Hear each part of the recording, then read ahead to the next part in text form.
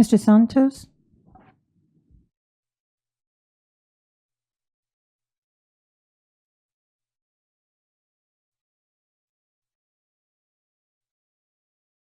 Motion passes. 2.0 special presentations and recognitions. Before we continue with our special presentations, I'd like to take a moment to give the floor to our communication staff, Ms. Goodwin. Thank you, President Ceballos. Good evening. My name is Mary Roan Goodwin, and I am proud to serve as the Director of Communications and Community Relations. Before I start tonight's special presentation, I'd like to invite our board members, Superintendent Mauricio Arellano, and our Executive Cabinet to please make their way to the reserved section here up front so you can enjoy a special performance in honor of Arts Education Month. Throughout March, SBCUSD will be paying tribute to arts education, and what better way to kick off this observance than with a performance by the district's Mariachi del Valle, a dedicated group of students from across the district who gather after school to celebrate and showcase Mexican culture through music. For months, they've committed 4 hours a week refining their musical and vocal abilities under the guidance of their instructors. Through their shared experience, this group aims to enrich their education while deepening their appreciation for mariachi music and Mexican heritage. Because of their hard work, Mariachi del Valle has been selected to compete in a prestigious event later this month in Long Beach, their first competition at this level. Today, the mariachi will be singing Un Rinconcito en el Cielo, which translates into a little corner in the sky, and El Golpe Traidor, which in English means the treacherous blow. The first beautiful song is about the joys and sorrows of life, as the singer reminisces about the simple pleasures and moments of tenderness shared with those close to him. And the second song, El Golpe Traidor, is about the heartbreak of a man and woman and how she deceived him and he believes she will have consequences for her actions. Audience, let's welcome Mariachi del Valle with a big SBCUSD round of applause.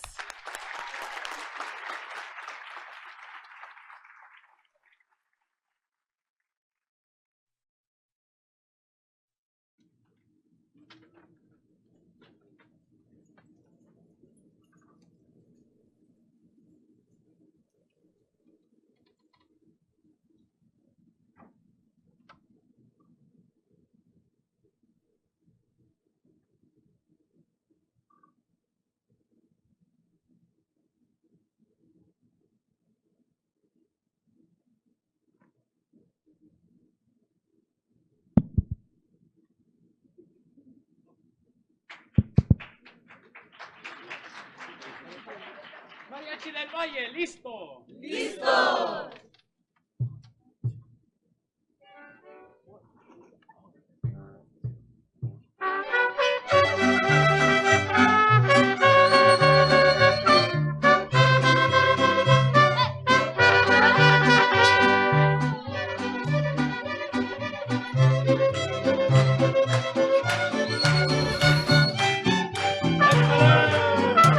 Nunca pensé que algún día tú me pagarías con una traición.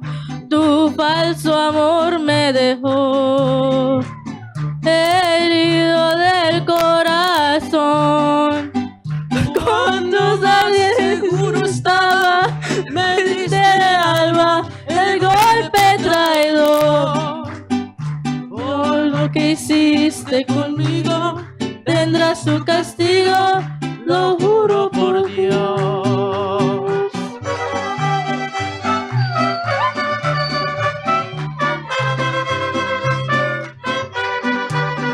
Échale mi mariachi.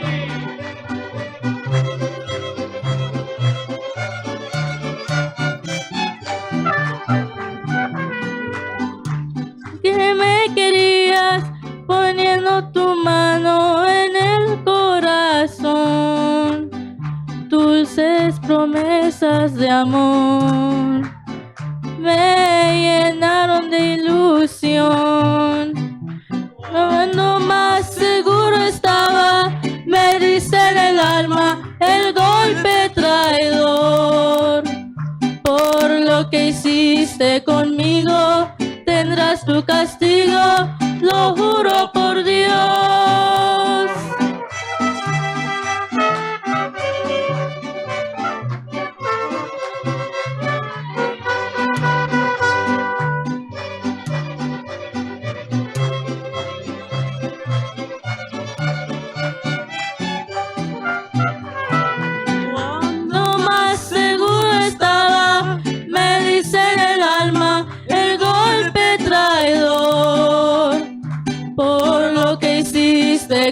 conmigo, tendrás tu castigo, lo juro por Dios.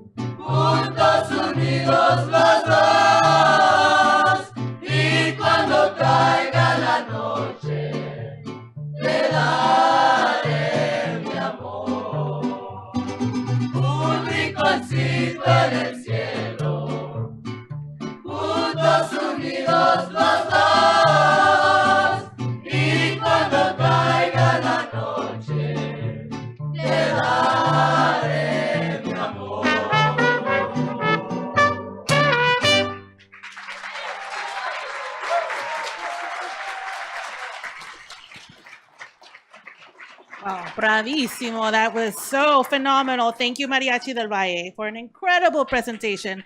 Let's give them another round of applause.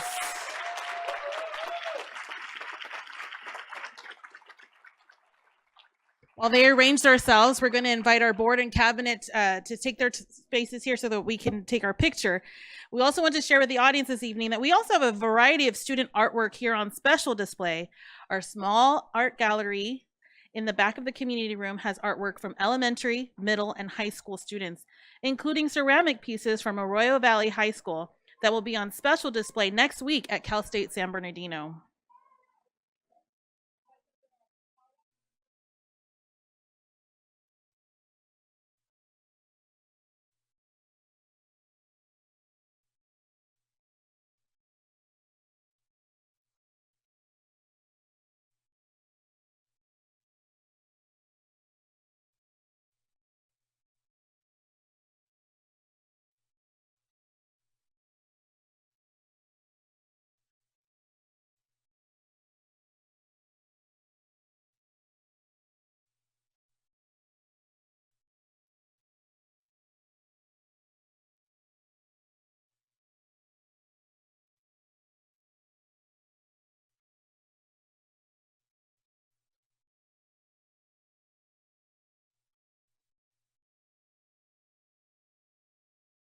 Thank you so much, Mariachi.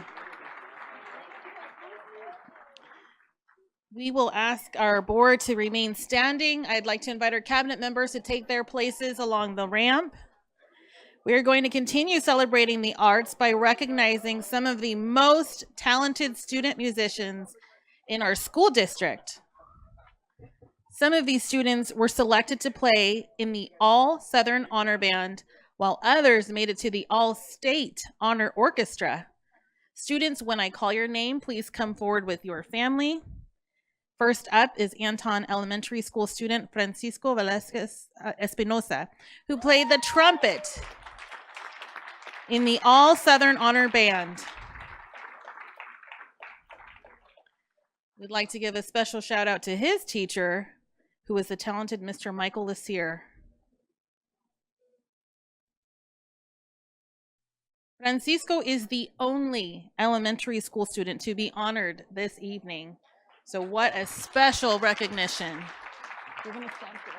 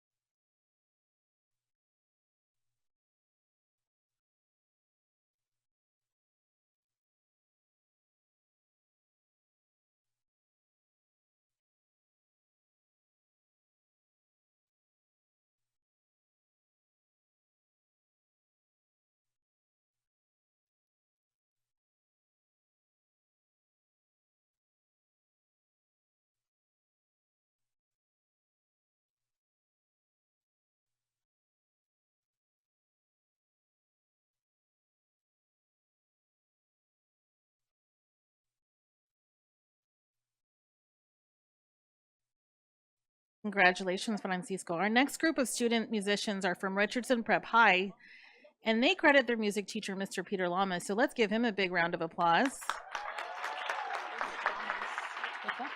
Lamas.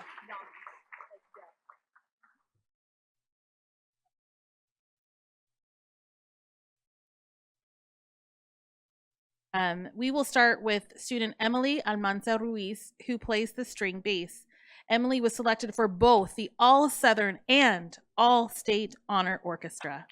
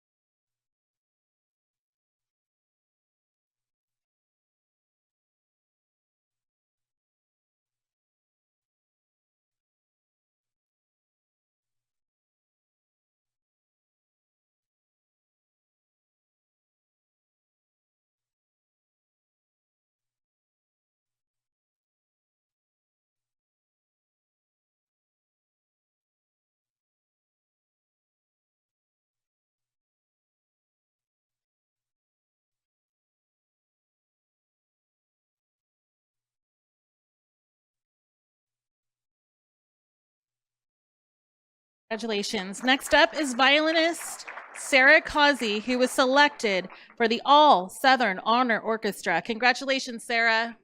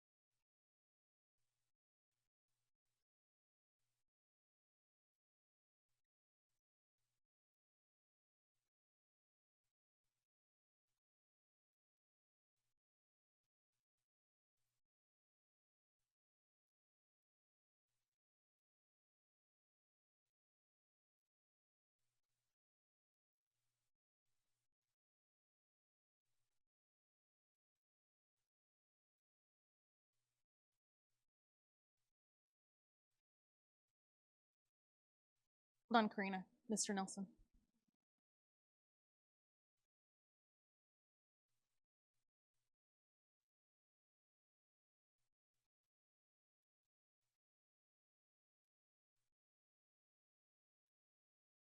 Okay, thank you, Sarah.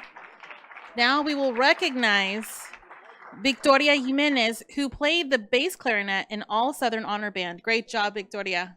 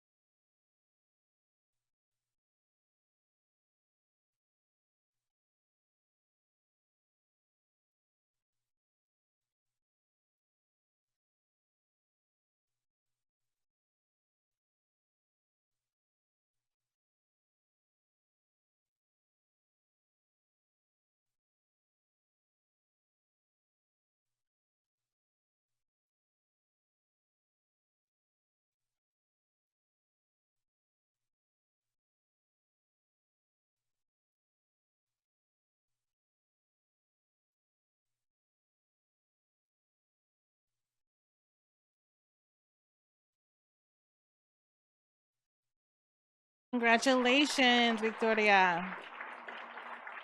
And last but certainly not least, you should find him a familiar face as he was part of our District del Valle Mariachi, who you just heard.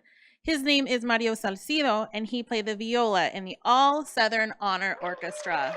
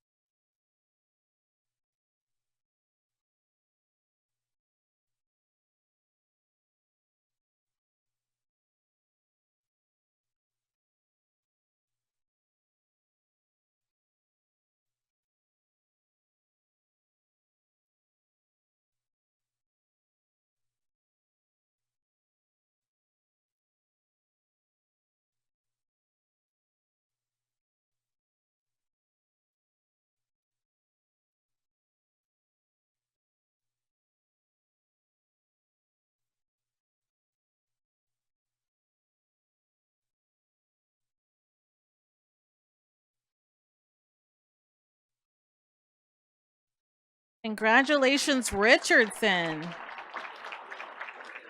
Congratulations. Our final student musician to be recognized this evening is San Gregorio High School student Brooklyn Summers.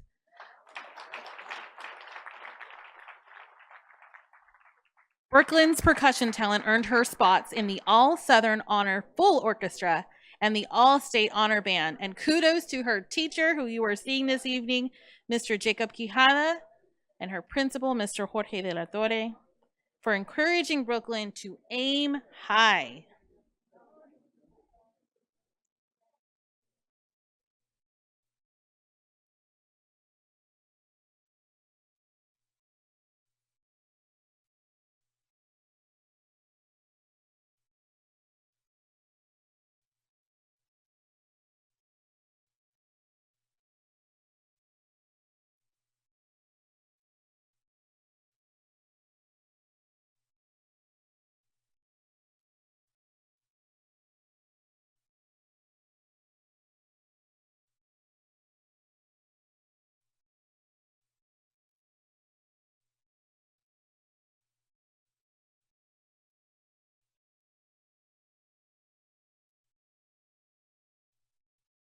And that concludes our recognitions for this evening. Board of Education, cabinet members, please return to your seats at the dais.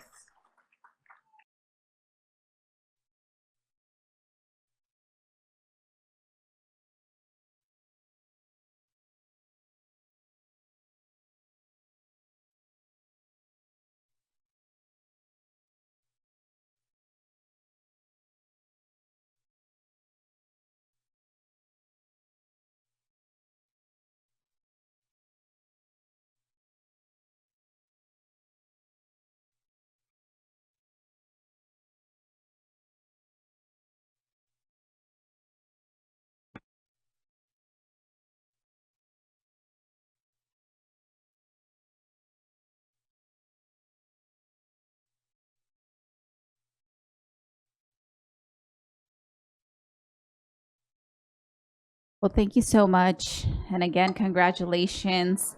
That wonderful mariachi performance, and congratulations to all the recipients today. All right, we're going to go to 3.0 public comments. 3.1 receive public comments. This is the only time the public will have an opportunity to address the board on items not on the agenda and within their subject matter jurisdiction, such as district policies, procedures, programs, services, or fiscal matters. Public comments are limited to 5 minutes per person. 6 or more people who wish to speak on a topic will be provided no more than 30 minutes total. Speakers are cautioned that under California law, no person is immune from liability for making intentionally false or defamatory comments regarding any person simply because these comments are made at a public meeting. So up first, we have Ms. Gina Tenorio.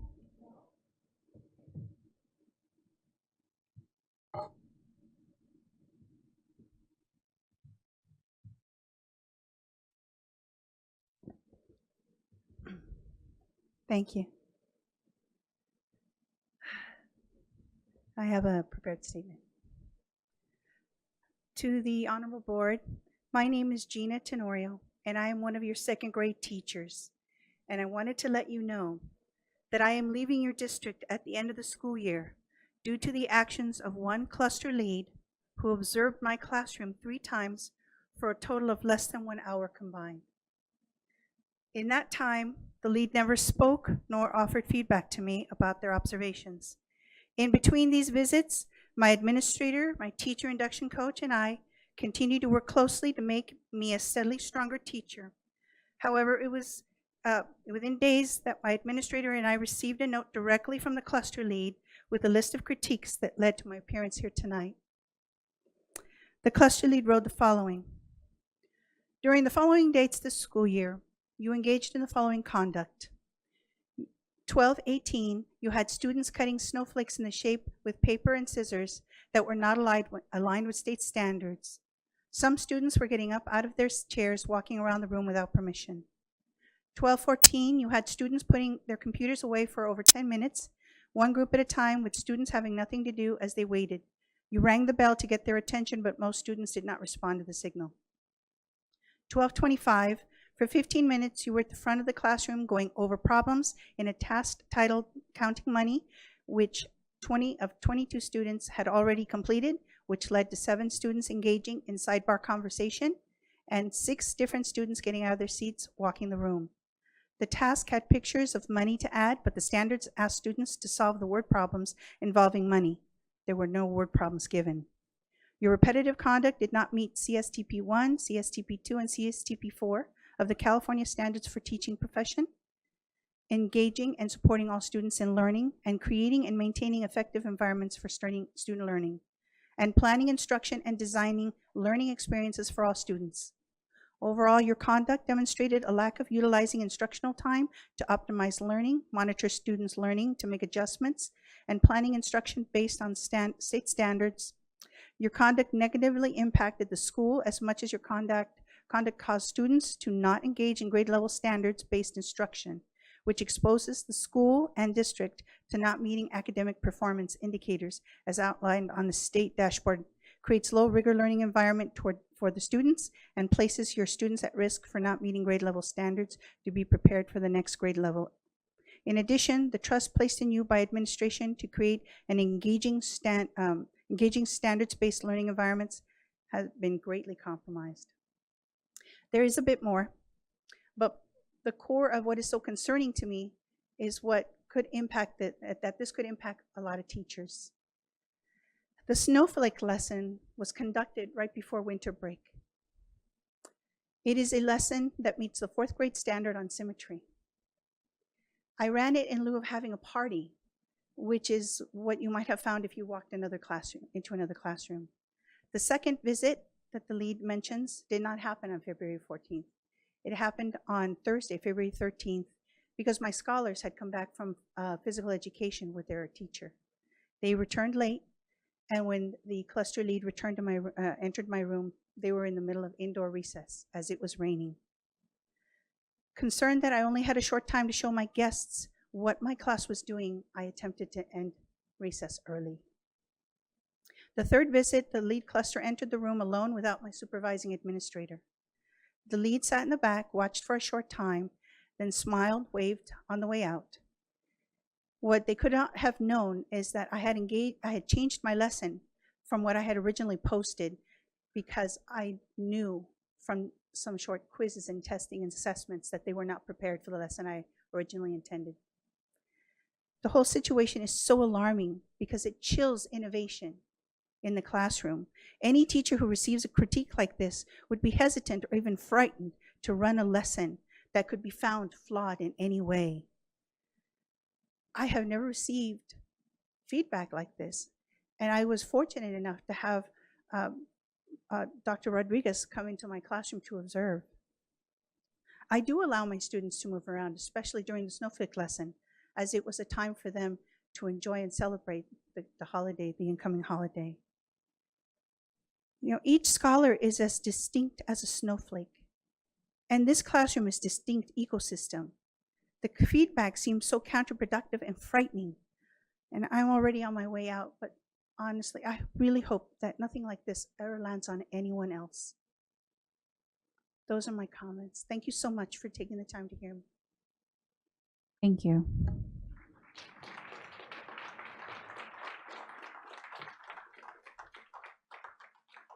Up next, we have Dr. Gwen Dowdy Rogers.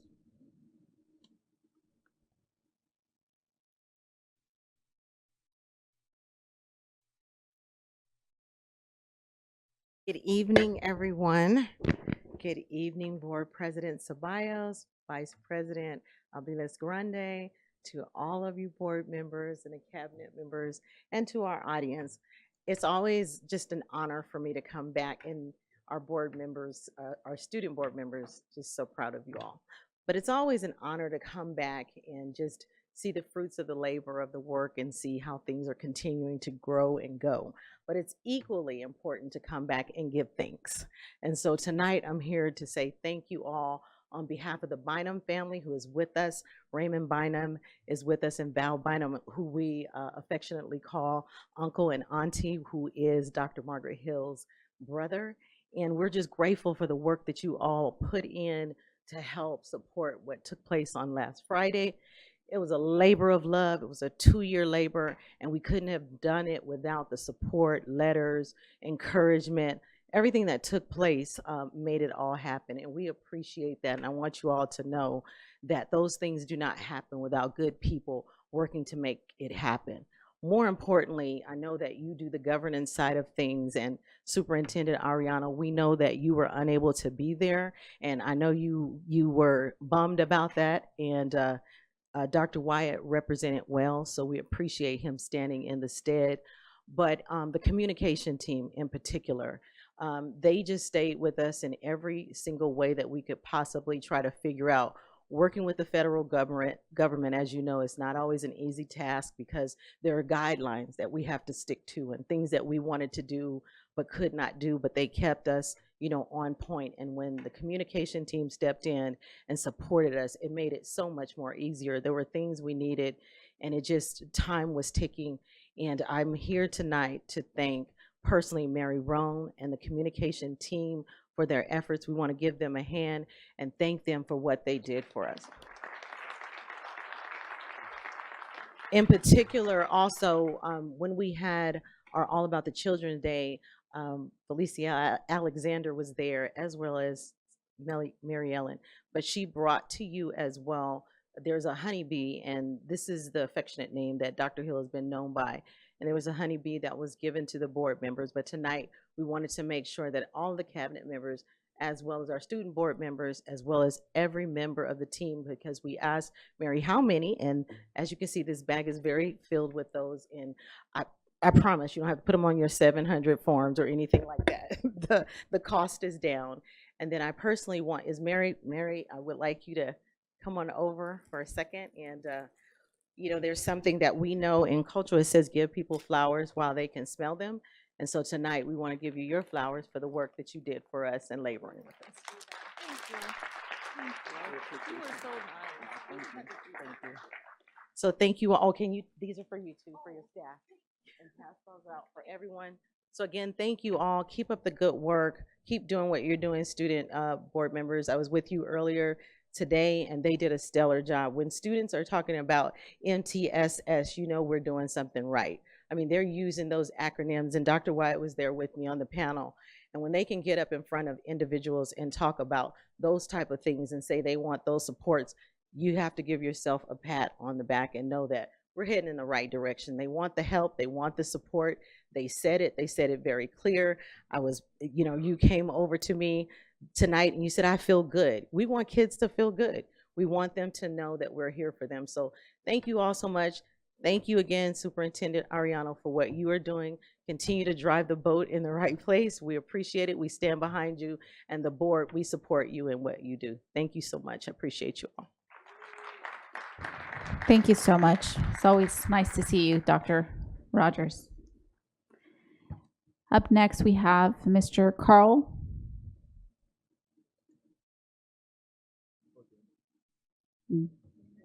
Dameron. Sorry about that. Mr. Carl Dameron. It all works. Thank you very much for the opportunity to be here, to say thank you, thank you, thank you. Superintendent, board members, I'm here to thank you and the team for sponsoring and supporting the 46th Annual San Bernardino Black History Parade and Festival. Without your involvement and support, this event would not have happened. It would have not been possible. The marching bands, the drill teams, and the students were outstanding as they marched the 2.7 miles down baseline on the west side of San Bernardino, where the parade started 47 years ago in 1968. And I've looked, and it seems like if it's not the first Black History Parade in the country, it's one of the first. And your support brought that back. You are invited. Wait, I want to especially thank Terry Komnick, Mary Roan Goodwin, and Dr. Marcus Funches for everything they did to make the parade, festival, and Black Rose Awards successful. And let me tell you, Mary Roan is one of the hardest working people in show business. She's going to take James Brown's name away from him. She was out there. She worked it hard the whole day, everything. She worked with all the schools and all the details. Thank you, thank you, thank you. And Marcus Funches, he got up and looked great and made everyone sound great as the host of the Black Rose Awards. And he also worked diligently to make this happen. And Terry and him, the three of them were there in the beginning when I first asked and said, yes, Mauricio, team, I heard that the whole executive team says, yes, we're going to do everything to make that happen. Thank you. Thank you. So you're invited to sponsor and attend the 47th Annual Black History Parade and Festival on Saturday, February 7th, along with the Black Rose Awards. The events will be held at the same place, same times, and hopefully with the same people. I have some thank you letters, and your framed certificates will be delivered later this week, as the framer did not get them finished in time for this meeting. Again, thank you, thank you, thank you for everything that you've done. Thank you so much.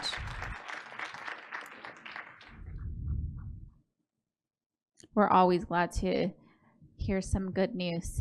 So thank you for coming back and sharing that with us. Up next, we have Mr. Rose Tucker.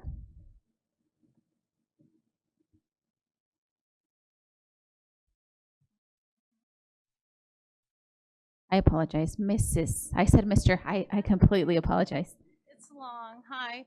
Good evening, superintendents and board members. My name is Rose Tucker Berryman. Oh, I'm so nervous. And I'm here on behalf of my husband, Ryan Berryman, who has a nonprofit in San Bernardino. It's San Bernardino Fatherhood. It's been in existence. He actually founded it in 2016. after retiring from San Bernardino County as a social worker supervisor. And if you just bear with me, the mission of San Bernardino Fatherhood is to enhance the engagement of fathers by promoting a culture of father inclusion and responsible fatherhood in communities. This mission will be accomplished in collaboration with local schools, community partners, faith-based organizations, and public and private agencies. The reason I'm here, other than him not being here, is we attempted to send an invitation to a majority of you on January 30th. And I don't think it was successful because I didn't get any responses back. So my purpose this evening is to formally invite you to the event that's upcoming on March 29th, and to also request your support. San Bernardino Fatherhood will hold its 8th annual Daddy-Daughter Dance on Saturday, March 29th from 4 p.m. to 7 p.m. at the Inland Career Education Center, located at 1200 Northeast Street in San Bernardino. I brought a copy of the letter that we sent, along with flyers in English and Spanish. That I only brought 10 because I didn't know it would be such a large panel, so I apologize.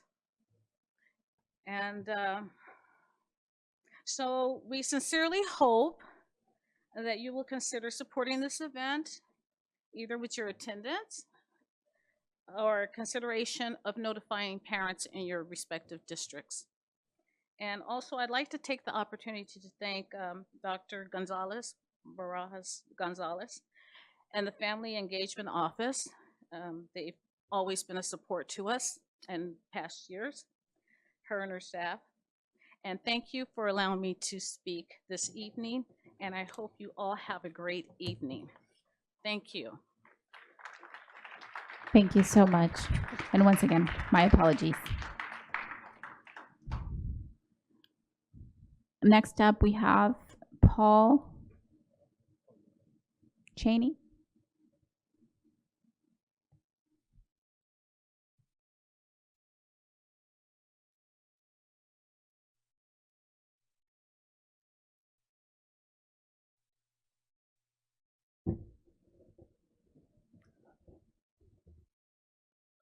I am Paul Cheney, and I'm coming to you to speak about the oldest and largest living things within the care of the school board and the school district, and those are trees, large woody plants. I started my education here at Wilson, Hillside, Golden Valley. I went to Purdue, Pacific on double sessions in 1970, and graduated from Kahona in 1971. I went on to Valley College and graduated with a Bachelor of Science degree in horticulture from Cal Poly Pomona. And my career has been with plants and trees specifically for the last 37 years as an ISA certified arborist. One of the first things that I did and continue to do are arborist reports for development review. And this is one thing that I have seen that the district has not done when it builds things. And a current case is at the new child center at San Bernardino High School campus. I was there when there were grading machines brought in, and they were doing over-X and recompacting in the root zones of existing mature trees. Now, for development review reporting, as an experienced person at this, the California Environmental Quality Act, or CEQA, requires that if there are existing large trees on a development property, that there should be an arborist report. Well, when I was on the site that day, they were doing this grading. They were ripping up root zones of these trees, and there was no protection. There was no protection plan. And I talked to the superintendent who was there, and he said, "Oh, our arborist is coming tomorrow." Well, it was already too late. And so if you look at the large deodar cedar that's right in between these buildings, it's already 2/3 dead. And these are trees that have a capability to live, probably 200 or 300 years. And that tree is probably 90 or 100. It's a very small part of its age has yet elapsed. And so who's going to pay the value of that lost tree? We know that trees planted in cities are much more valuable than trees in the countryside because they shade pavement and buildings. We know about the urban heat island effect. People for probably a couple thousand years at least have known about the urban heat island effect, which is why we plant trees in cities. But in doing so, we need to have them cared for properly.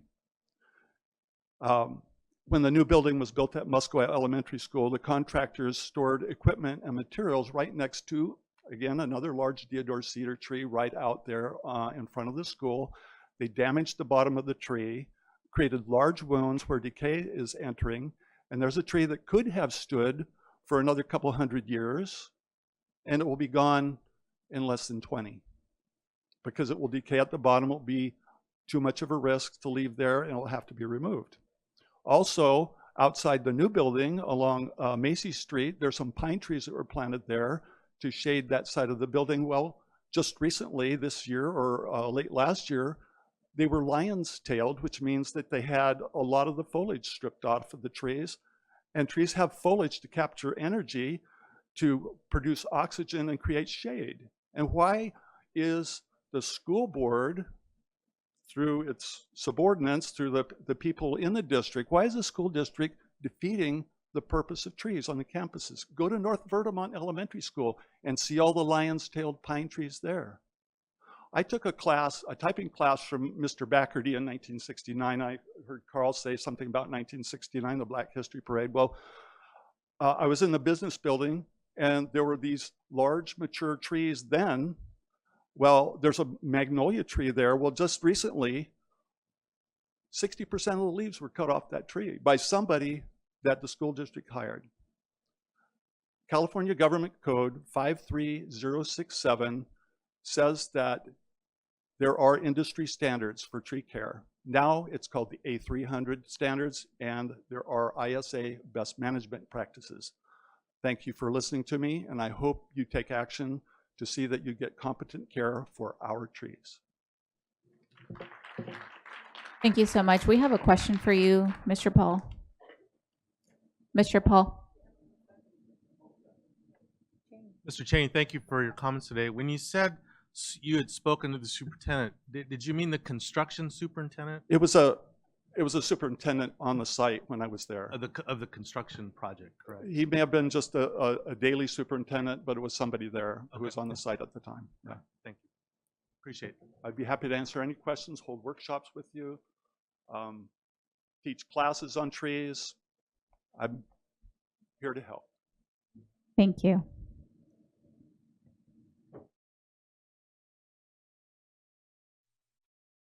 Up next, we have Ms. Nori Reese.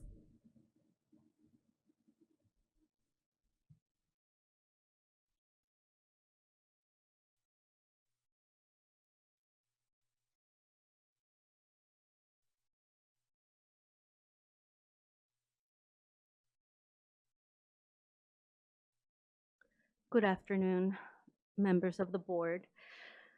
I am very nervous. I went last week to Cajon.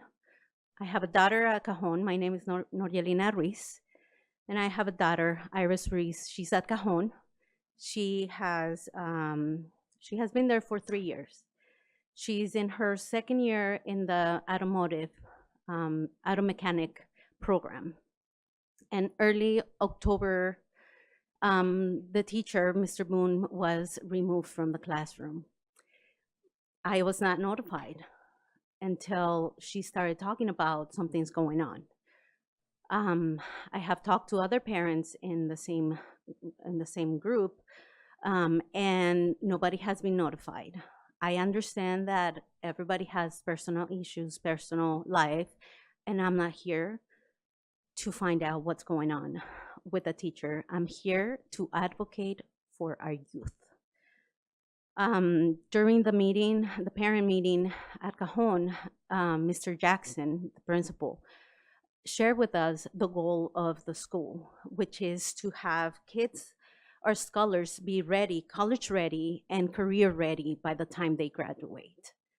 It's been many months since these kids have been sitting down in a classroom being taught by substitute teachers, CPR, first aid classes, and OSHA, which are great, but those without a certificate are not enough to get these kids in track to be adults by the time they graduate. I talked to a friend of mine. Her son-in-law was in that same program 3 years ago. He graduated. He has a job with Ford thanks to that program. Her daughter, she graduated 2 years ago with the same program. She works on her car all the time. I did not belong to this district when I was in high school, but I went to ROP and I took a veterinarian assistant program, and I was able to provide for myself to start a career as an assistant. I know how important these programs are, and we are not utilizing the time of our children. I'm here to advocate for them. If you look at the back, those kids on the back, there are Cajon students. They are waiting for a teacher. We would love to see Mr. Boone back, but if that is an issue, please take advantage of these years of these kids. Many of them do not see college as an option because they don't have the means to it, they have no interest, or simply it's just not in their time right now. But they are willing to step up and look for options that we can give them. I am here because this is a great district. I have seen great things happen, and we make hope happen. So please let me know, how can we give this program back to Cajon? We need answers.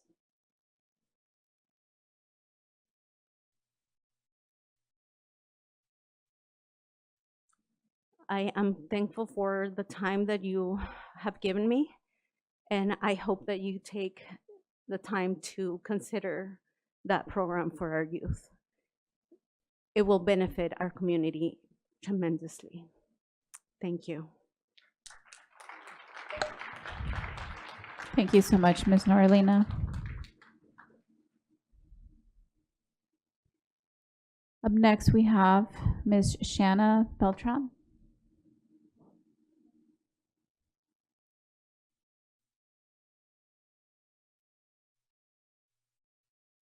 Good evening, board members. Thank you for allowing me to speak today. Okay. I'm here today about our new lice policy. Allowing students with live lice to be in school, as a mother, it is very concerning. What was your thought process? This is going to start a lice pandemic. Did you think about the students, staff members, and our community? Did you think about how hard it would be for our low-income families who are struggling and don't have washers or dryers? How hard it would be for them to be able to treat their homes because their children had caught lice? And for staff members, are you guys gonna pay for the treatment and for our hairs and for our homes? As a mother with a special needs child with autism who does not like to be touched, did you think about the torture it would be for them if they was to catch lice? And how about the students who have lice, that they're going to be isolated, bullied, teased, and threatened by other students? We all know how mean and cruel these students can be to one another. We all have heard where there have been incidents where students who took their own lives because of being bullied. Have you thought about that possibility when you decided to approve this policy? I know I am not the only parent or staff member who is very concerned and disgusted by this policy. If you guys really cared about our students, our staff members, and our community, you would change this policy to a no lice policy. Thank you. Thank you. Mr. Tillman? I would like to agendize in the future about the lice policy. I did get calls from employees, and I understand there's been some state law changes. So just so that we're clear on what's driven the change in the policy, so everybody understands why the change has been made and the reason why we had to make the change to the policy, maybe we can agendize it for the next meeting. Thank you. Thank you. Ms. Medina? I appreciate that, Mr. Tillman. And also when we do the presentation to include that there are supplies that are provided, and that way we can have just the full information as well. Do I have consensus to agendize that item for next board meeting? Thank you. Up next, Mr. Carl Greenwood.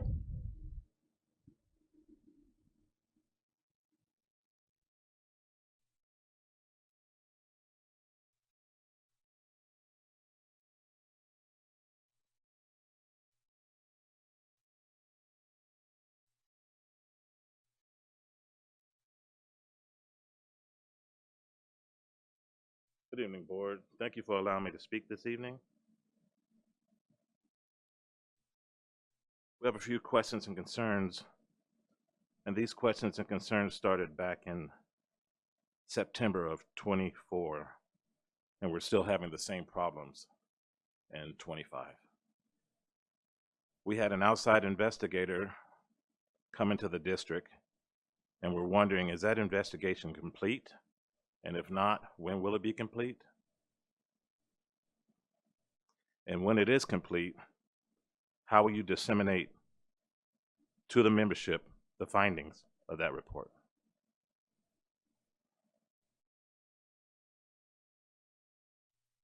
We've talked to everyone that we could talk to in this district, and we have little traction from the district or their officials.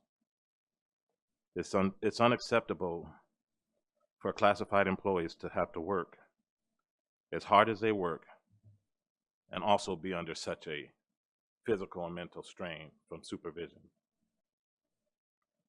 In closing, you're giving us no alternative but to take our concerns outside of the district. We have had telephone conversations with law offices who are interested in taking our case. The next step will be to vet these law offices and decide which one will be representing us. All the testimonies will be recorded. The hundreds of photos will be recorded, and all factual documents will be recorded and entered into the court system and the media as we prepare for a class action lawsuit against the San Bernardino Unified School District. All we want is to be treated fairly. All we want is action.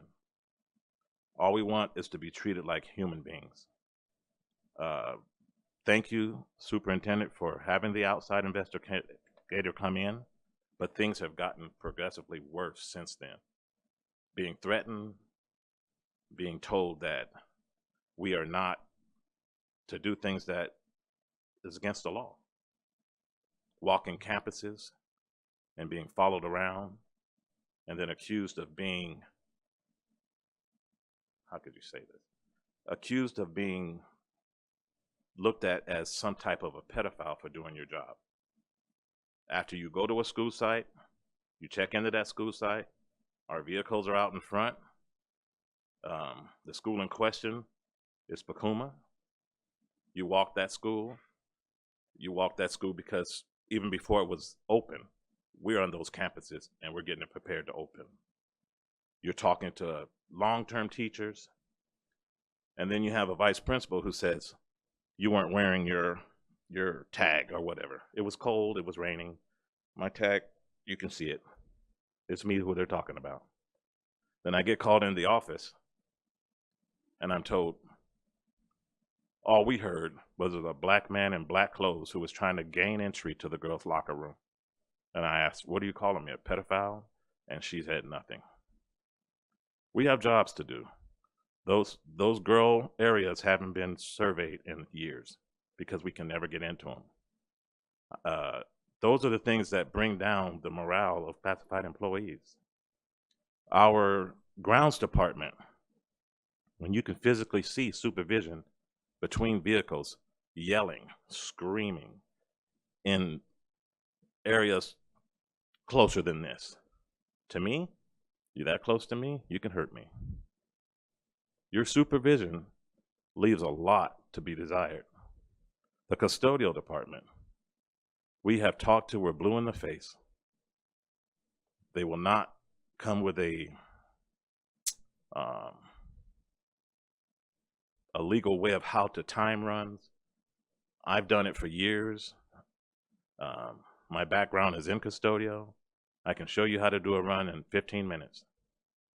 I've even told the administration there at the yard, it's simple. You have 8.5 hours, 1/2 hour for their break, 2 15 minutes. That leaves you 7.5 hours. Once you get to 7.5 hours and you still have a page or two of work, that should be assigned to someone else. If not, you're killing them, you're working them overtime, and when something happens, you do not want to deal with it when they have broken limbs, back problems, and things such as that. Well, why did you do it? Because I'm being pushed. We need to really start realizing that we all have jobs to do. Time. Okay, thank you. Can Thank- I finish? Do you have a lot left? Just one more sentence or two. We all have jobs to do, but there is no teaching staff, principals. We're all one body. We're the San Bernardino Unified School District. And when one hurts, we all hurt. Thank you. Thank you. We have Ms. Eden Ochoa. Oh, I had a regards into that, a question to you. Sorry. Mr. Greenwood. Sorry. I was just curious as to, like what did you mean like by private? Because I don't know much about this, and I'm guessing the people out there, like people on here might not know, but what did you mean by like the private investigator that was involved? And like on like, what was the like, was the girls' locker like the initial incident that like led to that, or what was the background for that as to why you like? We had a host of problems way back in September. Okay.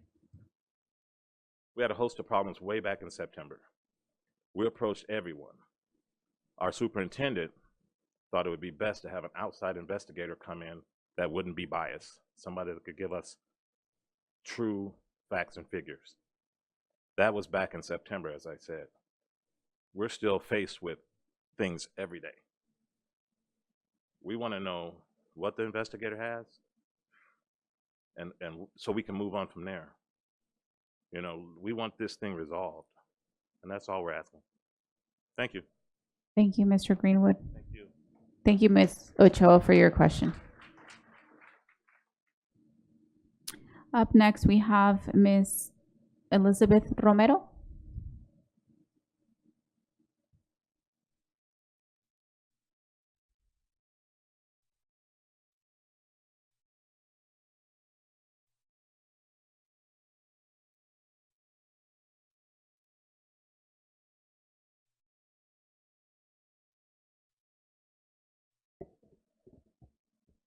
Muy buenas tardes o buenas noches. Vengo aquí para dar mi comentario positivo. Lo voy a dar primero en español. I'm going to do it in Spanish first. Y ella lo va a decir en inglés. Okay.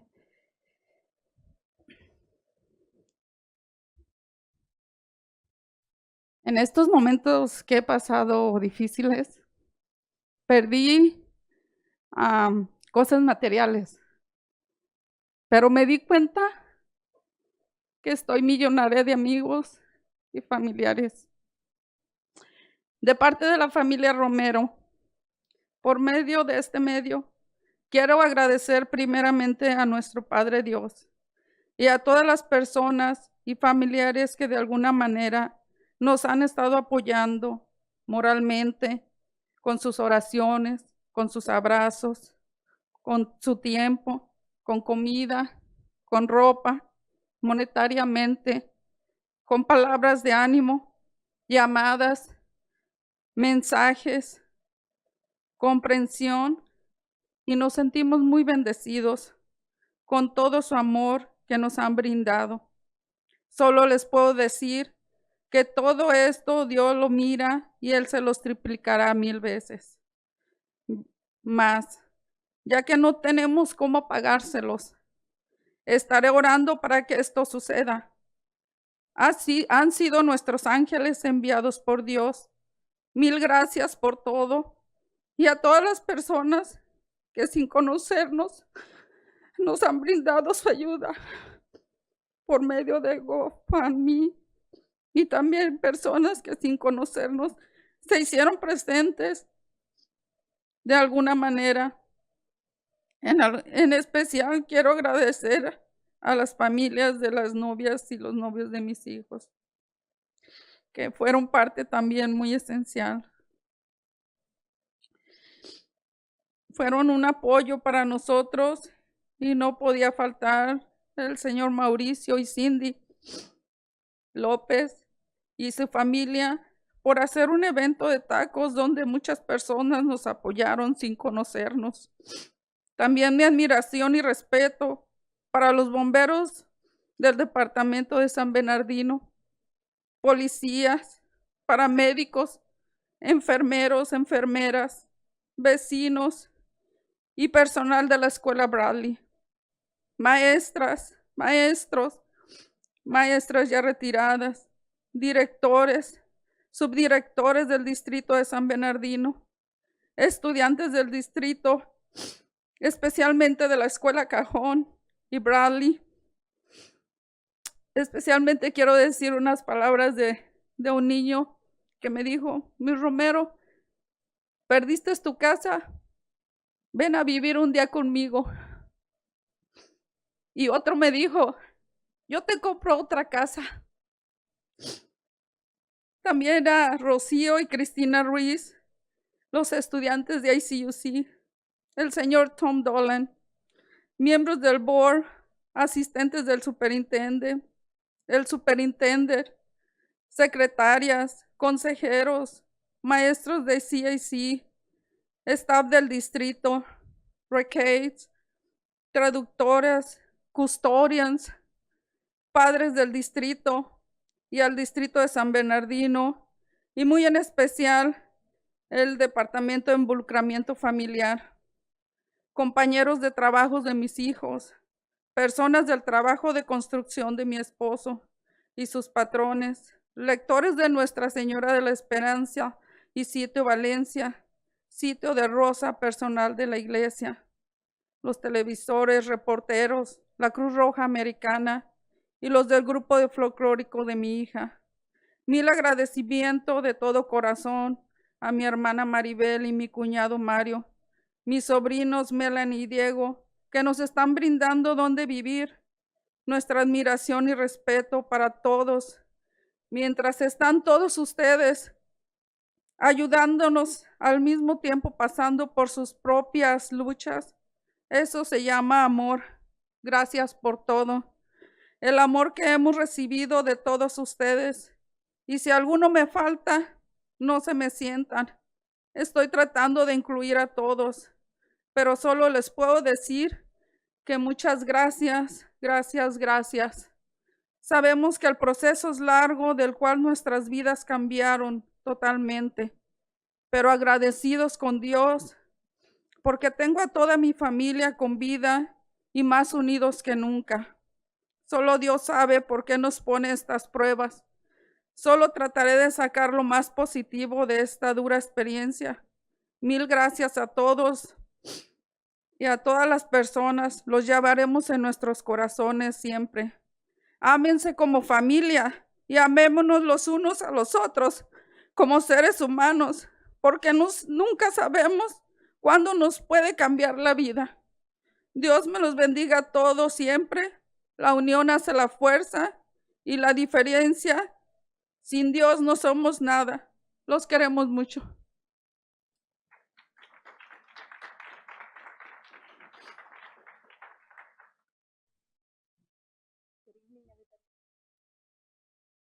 Good evening, everybody. My name is Elizabeth Romero.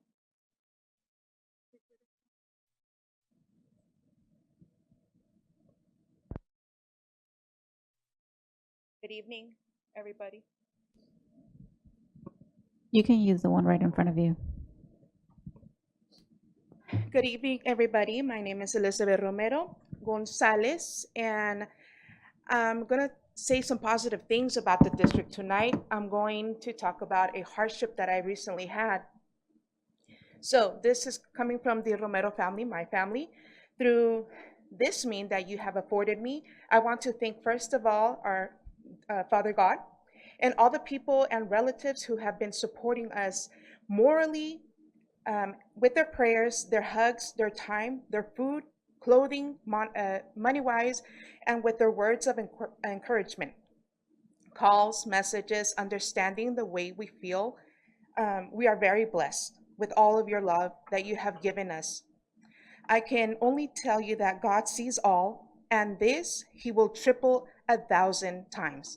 Since we have no way to pay you back, we will be praying for this to happen, for you to receive blessings. We have been with our angels sent by God 1,000 things to everyone and everything that everyone has done without even knowing us.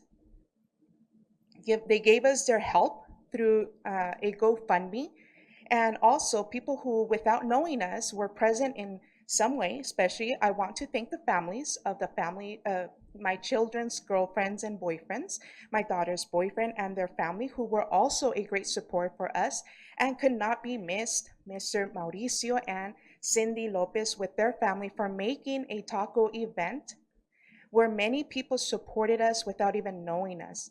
Also, my admiration and respect for the San Bernardino Fire Department, police, paramedics, nurses, neighbors, and the staff at Bradley School, teachers, retired teachers, principals, and assistant principals of the San Bernardino district students, especially from Cajon and Bradley School, Rocio and Cristina Ruiz, and the students at ICUC. Tom Dolan, board members, assistant superintendent, and superintendent, secretaries, counselors, the CAC teachers, district staff, recreational aides, translators, custodians, parents, SBCUSD, and the San Bernardino district, and especially the family engagement department, co-workers of my children, people from my husband's work, construction, and their employers, lecturers from the Our Lady of Hope Valencia site and Del Rosa site staff from that church, television reporters, and American Red Cross, and those of my daughter's folklore groups. My heartfelt thanks to my sister Maribel and my brother-in-law Mario, my nephews Melanie and Diego, who are giving us a place to stay while we find something or somewhere else to live. Our admiration and respect for everyone while we are helping us and at the same time going through our own struggles or your own struggles. That is called love. Thank you all, and love, the love we have received from all of you. If I'm missing any of you, please do not feel left out. I am trying to include everyone, and everyone I'm thankful to. But I can only say thank you, and thank you very much. And again, thank you. We know that the process is long from which our lives have changed totally, but grateful to God because I have my entire family alive and more united than ever. Only God knows why He gives us these tests. I will only try to get the most positive experience out of this. If the Lord experiences 1,000, if, sorry, out of this experience, this hard experience, 1,000 thanks to everybody and to all the people. We will carry you in our hearts always. Let's love each other as one family and love each other as human beings that we are, because we never know when our lives can change. God bless you all. Unity and strength makes the difference. Without God, we are nothing. We love you very much. Thank you. Thank you so much, Ms. Romero, and I'm so sorry that you and your family are going through this, time, and, whatever you need, please, reach out, and, yeah, I'm really, really sorry. We are here for you. Mr. Tillman? Yeah, Ms. Moreau, I didn't know about the incident, so whatever I can do, make sure you reach out to me too. I'd love to help you, okay? My prayers are with you. Ms. Medina? Claro, qué bueno que hayas venido. Thank you for coming and really addressing this, and hopefully we can help support you and your students, the students that you have within our school district too as well. Y te llamaré mañana. I'll be calling you. Thank you. Gracias.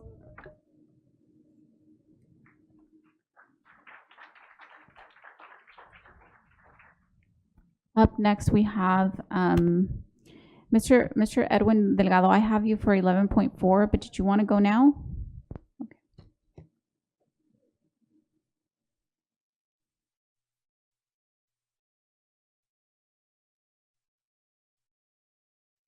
Can you press the button? I think it's off. Okay, there we go. Good evening, Board President Ceballos, Vice President Ms. Mary Ellen Grande, and board members, cabinet members, distinguished guests. My name is Edwin Delgado, and I'm here representing 5th District Supervisor Joe Baca Jr.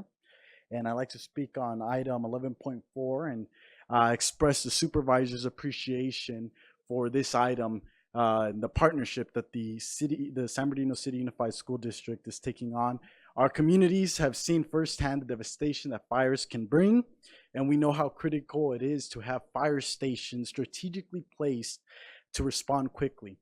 The partnership between the school district and our San Bernardino County Fire Protection District is a commitment to public safety, and it ensures that our firefighters have the resources to protect our families, our homes, our students, and our community. Supervisor Joe Baca Jr. is deeply appreciates the Board of Education's collaboration and support in making this possible. Your dedication to our community safety does not go unnoticed, and we truly, truly appreciate the work that is done by our school district. We're grateful for your leadership, and with this type of partnership, we strengthen our response times and we protect the people who call this community home. Again, we appreciate the support, we appreciate the partnership, and thank you so much. Thank you. Thank you. And then last comment, public speaker is Ms. Liz Romero. Oh, okay.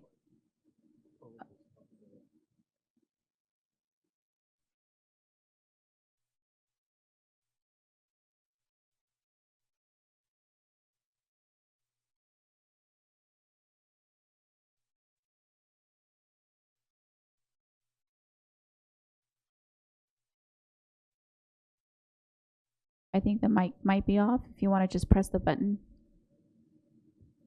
Good evening. Thank you. How are you guys doing tonight? I hope well. Okay. It's just a public comment that I kind of wanted to provide, considering everything that's going on in the United States. One of the things I wanted to start off with is that I respect everybody's creed, religion, status, and I wanted to start with,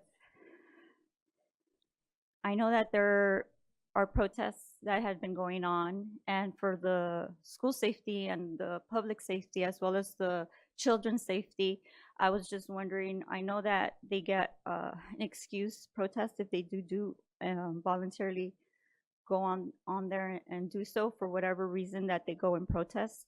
I wanted to just make sure that if I could be an advocate for the children in San Bernardino, that if they do decide and you guys get flyers or whatever, the school site, and they find it, if they can notify the sheriff's department and let them know, can you at least have 1 or 2 vehicles with them, front or back behind them, to make sure that, you know, nothing goes further than a peaceful protest. So I'm just asking of you guys if you guys could be so kind and make sure that they are in a safe zone, pretty much, since they're protesting within San Bernardino County. That's one of the items I had down here. I know that they did ask for okay. I know that they did ask for the fact that the children, you know, not to continue certain ethnicity history, and I gladly respect the fact that you guys acknowledge everybody's ethnicity, because United States, even though they were founded by our fathers, they went ahead and built a society from their mistakes, from learning from their history. Other words, we wouldn't be moving forward and having all these beautiful people in front of us of all ethnicities, of mixed descents.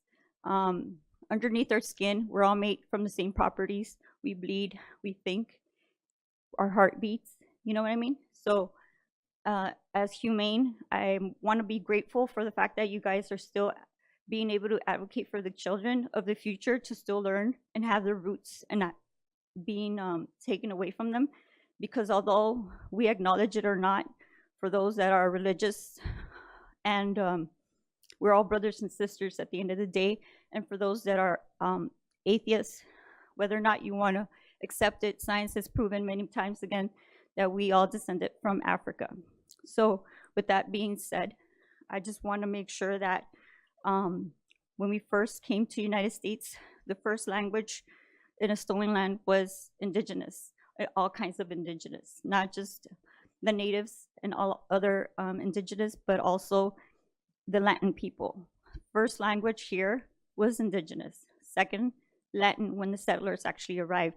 Spaniards, that's where they were. I know that they want us to only speak English, but I want to advocate for the children to make sure whether or not you guys are going to continue with these programs, for them to continue either be bilingual or trilingual. With that being said, so you guys more or so are aware that in order to survive in the third world countries, that we are here still being competitive, we need to consider the fact that these languages are important. It's important for them as they develop outside, once they grow up and realize what the real world is. If obviously not a lot of people travel, when they go to different countries, they learn different languages, different foods, different cultures. So therefore, it's just a matter of them to being able to understand, to be open-minded, respectful, and understanding of other human beings around them, not just themselves or where we come from. I only have 20 seconds left, so I'm going to try to put it in a nutshell. I want to thank you. I know that's been a big thing lately, that you guys are not acknowledged for the stuff that you guys have contributed so far. And I noticed because I came from LA. I lived there for 20 years, and now I live here in the county. And I've noticed you guys have advanced in so many ways. But I want to thank you for taking the time with me tonight. And I kind of still had a lot of other things to say, but I'll make it another day. Thank you. You have a guys wonderful night. Thank you.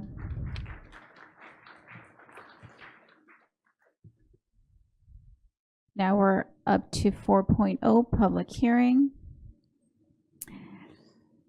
Item 4.1, public hearing and approval for implementation of the SBC USD Energy Infrastructure Modernization Program. I will now open the public hearing. Are there any public comments? There are none. This public hearing is now closed. Be it resolved the Board of Education approves agreements by and between the district and Climate LLC for implementing Phase 1 of the SBC USD Energy Infrastructure Modernization Program. Is there a motion? Move. Can I get a second? You both motioned. Can I? Second. Thank you. Motion by Ms. Medina and second by Dr. Wyatt. Oh, Ms. Alexander. Motion by Ms. Alexander and second by Dr. Wyatt. Any discussion? Let's vote.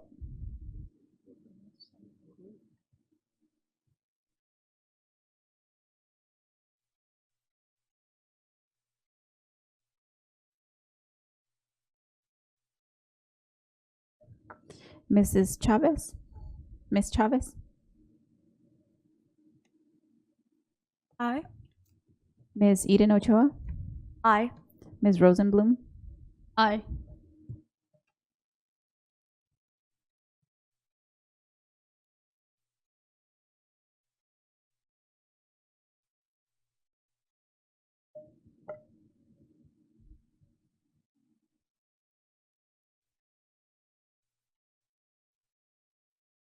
Motion passes. 5.0 closed session. 5.1 closed session public comments. Do we have any? Yes, we do. Thank you.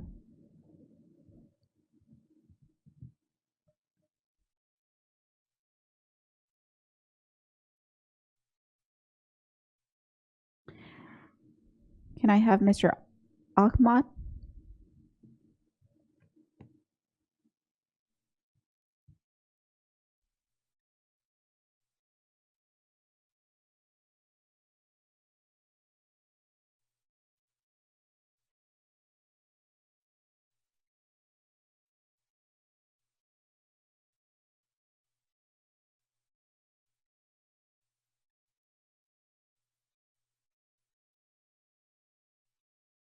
Can you press the button on the mic? Hello? Okay. Good evening, board members and cabinet. Before I begin, I'd like to ask if Mr. Ahmad Boone is still being considered for certificated non-reelect because on the online agenda for today, it has 5 names stricken from the agenda. We're taking public comment, so we won't respond to that now. Okay. I'm here to speak on his behalf. Hello, board members and faculty and students. My name is Roman Virgin. I'm currently a senior at Cajon High School. I'm here to advocate for Cajon High School and our pathways.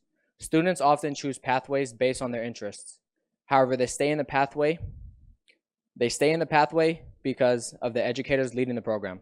I do not need to tell you all the teacher can make or break a program. San Bernardino City Unified School District is actively trying to take away one of our stellar educators who has been nothing but encourage students in real world work experience through our Aldershot pathway. As a Cajon Cowboy, we pride ourselves on our rigorous instructional programs while developing effective communicators and responsible citizens, and having strong, authentic teachers who genuinely care for us and our program and classes can make a world of a difference. The way SBC USD is handling this situation is completely unacceptable, embarrassing, and unfair. Although I was never a student on his roster, I have always felt like one of his students, and that his class is safe, positive, and welcoming environment.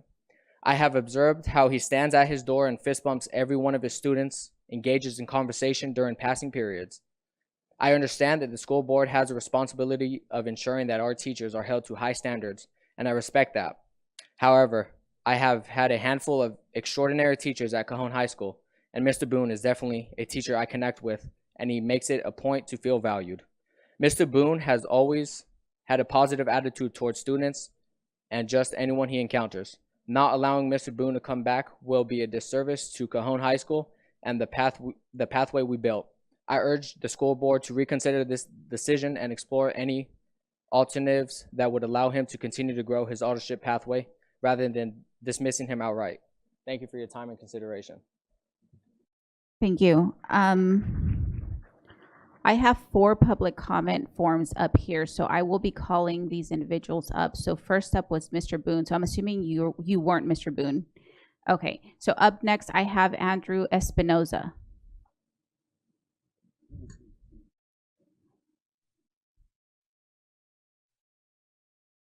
Can you press the button? There we go. Good evening, board. Good evening, cabinet. I'm here to speak on behalf of Ahmad Boone. I'm writing to express my deep admiration and respect for Ahmad Boone, who has been an amazing educator and cherished friend at Cajon High School. As an auto shop teacher and pathway lead, he brings incredible passion and expertise to his instruction. In the short year I've gotten to know Mr. Boone, he's made a significant impact in all 6 sections of his auto tech courses, which are not only AG through G approved, but also articulated with our community college. This year, we have also worked with SBCSS to turn both of our pathways as an apprenticeship program with the state of California. His efforts have not only improved his class curriculum, but it has also increased student interest and engagement in the class. Mr. Boone's commitment to his students goes beyond his academics. He genuinely cares about all students' well-being and growth, and he acts as a mentor and a guide to everyone. His willingness to provide advice and support has left a lasting impact on many students. This shows the strong positive influence he has on everyone's life. Beyond his teaching role, Mr. Boone actively contributes to our school community. He participates in various school events and supports extracurricular activities like automotive competitions and community service projects. His enthusiasm and positive energy is contagious, making him an influential figure in fostering a strong school spirit and sense of community. On a personal level, Ahmad is more than just a colleague. I call him a friend. Mr. Boone is someone I can call any time of the day and ask for help, and he'll be right there. We've shared many meaningful conversations and moments, and I deeply appreciate his kindness, his integrity, and his sense of humor. His positive outlook and supportive nature makes him a joy to work with and to be around every single day. I am lucky enough that I get to call him a friend, and all his contributions to our school and his dedication to his students make him an invaluable asset to Cajon High School. The class nor the students would be the same without him. Thank you. Thank you. And just for the record, what was your name? Roman Virgin. Roman Virgin, Virgen. Okay, thank you. Up next, I have Ms. Juliana Hereda.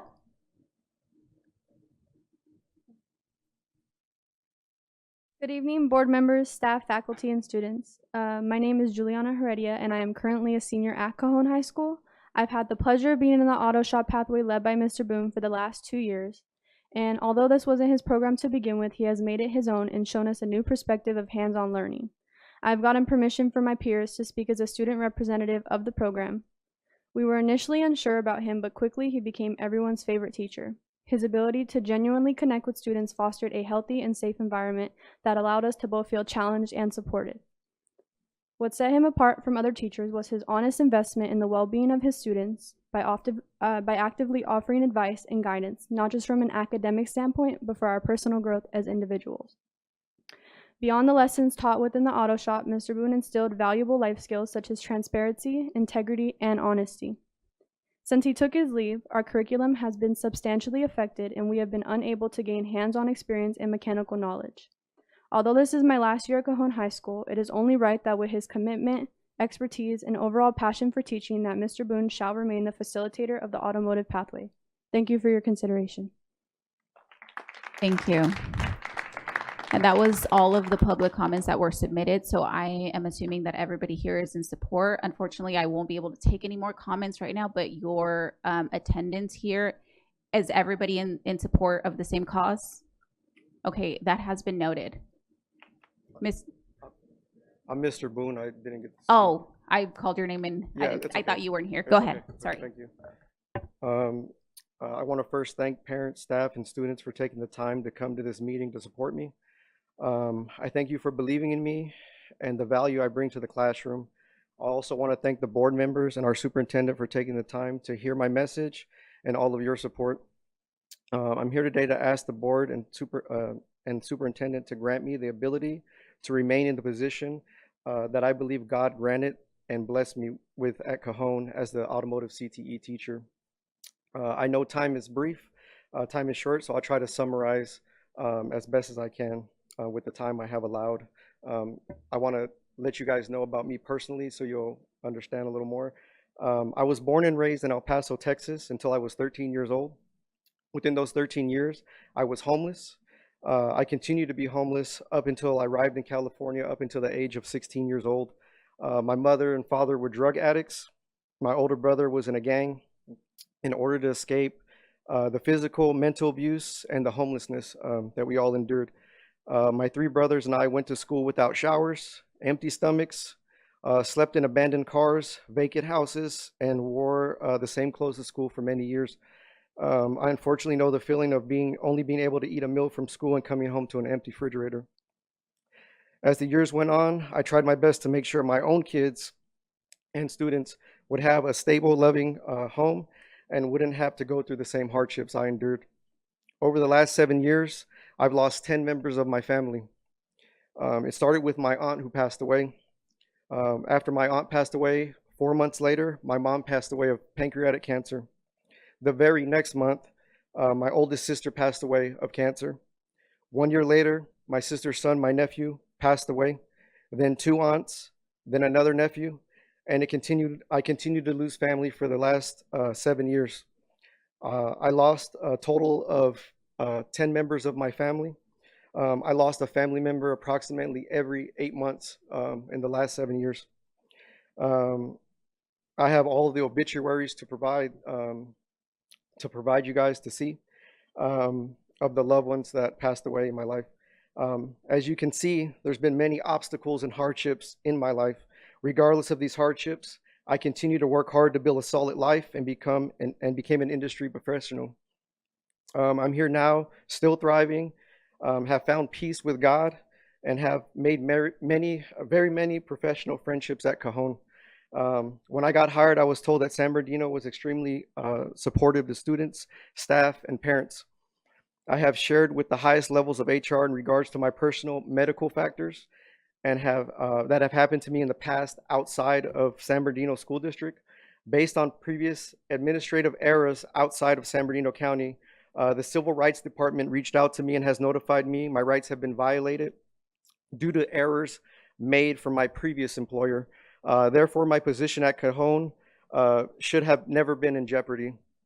I was told help would be available. Instead, now I'm being told I would be a non-reelect. I was previously emailed by a union representative that my position would be held during my leave. This was based on an email received from Human Resources. Later, I received a letter from Human Resources that I was evaluated and observed. Based on their evaluations and observations from Human Resources, they recommended me for non-reelect. No one from Human Resources has ever evaluated me formally or informally, so that statement is false. All of my classroom evaluations at Cajon and previous employers have all met or exceeded expectations. I have been patiently waiting without pay to regain my position at Cajon because I love my job, and I love my job at Cajon as the automotive teacher there. I have improved the automotive program. I have updated many safety issues with the district safety issues, which the district safety office can attest to. I have implemented partnerships with San Bernardino and Toyota Subaru and Toyota of San Bernardino, set up meetings with BAR to get donations for student engagement, and will continue to make sure that the program succeeds if given the opportunity. Please give me the opportunity to thrive at Cajon, the school district, and allow me to be reelected. I ask all of you for your understanding and your support. San Bernardino believes that our ability to overcome adversity propels us to grow, adapt, and succeed. Your decision to allow me to continue as a teacher at Cajon High School amplifies San Bernardino School District's core values. Allow me to show students, parents, and staff that they can make it through difficult challenges and obstacles as well, not just myself. Thank you for your time and support, and I appreciate all of you hearing me out and your consideration. Thank you so much, Mr. Boone. And again, I apologize. I almost skipped you, but thank you for sharing those comments. So we will be moving on now to closed session. So we are adjourned. Thank you. has dedicated over 20 years of service to the San Bernardino City Unified School District, where he's cultivated a robust and groundbreaking systems for technology and music in every position that he's been in. Started as a teacher here in 2002 to 2019, was instrumental in moving forward the ICE STEAM lab at Bing Wong Elementary School, and has been currently serving as a program specialist in expanded learning. Has the vote of confidence from the staff and every student that he has ever come into contact with. Board, I introduce you to Mr. Robert Ruff.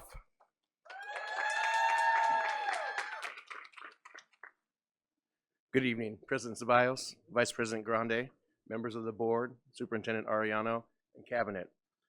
I am truly honored to stand before you tonight as a new expanded learning coordinator for the San Bernardino City Unified School District. Having served in this district for 23 years, I have seen firsthand the impact that engaging, high-quality, expanded learning opportunities can have on our students. Expanded learning is not just what happens before and after school. It's about opening doors to new possibilities for our students.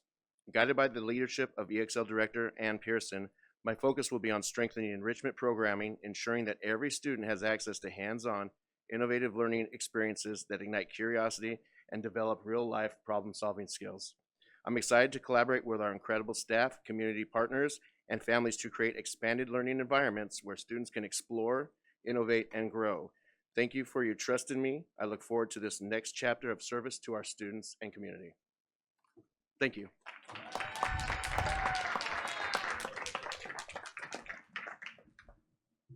Thank you so much, Mr. Roof, and welcome to your new position. And thank you for your many, many years of service. 6.2, certificated non-reelects. Be it resolved, the Board of Education approves,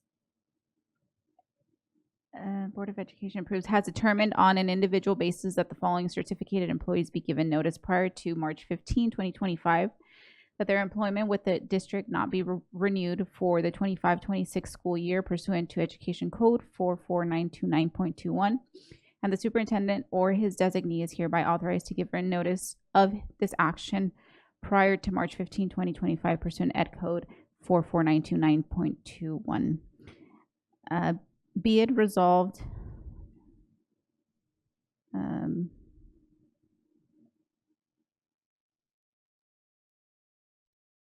I get a motion? So moved. Second. Moved by Ms. Medina, second by Mr. Tillman.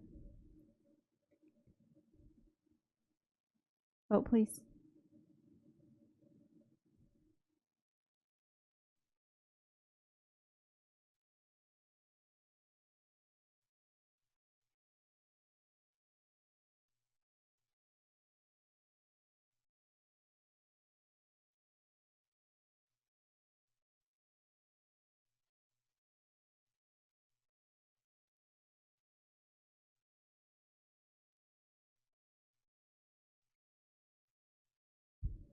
Motion passes. 6.3.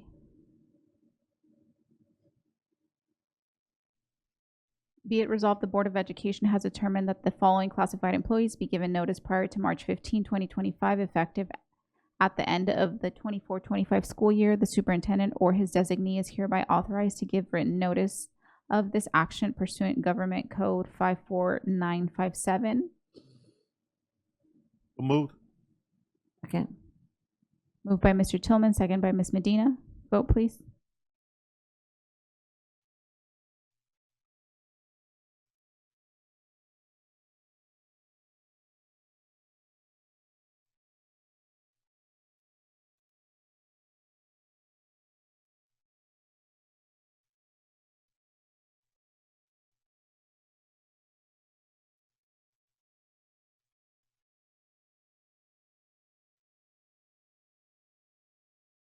Motion passes. 6.4, approval of revised job description, benefits manager.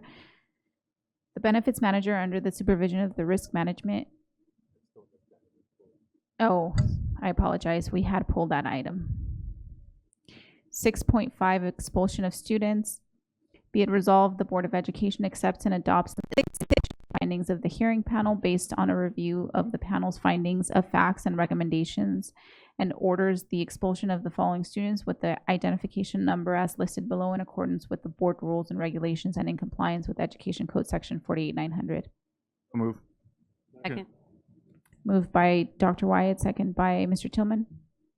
Vote, please.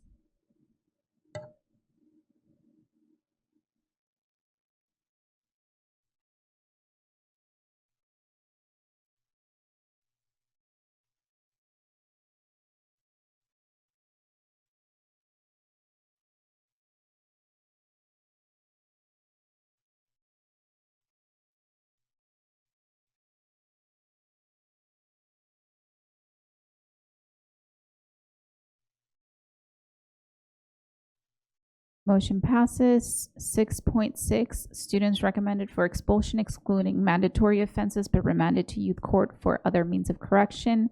Be it resolved, the Board of Education accepts and adopts the recommendation and findings of facts of positive youth development and orders the suspension or expulsion of the following students with the identification numbers as listed below in accordance with board rules and regulations and in compliance with Education Code Section 48900. Moved. Second. Moved by Mr. Tillman and second by Ms. Alexander. Vote, please.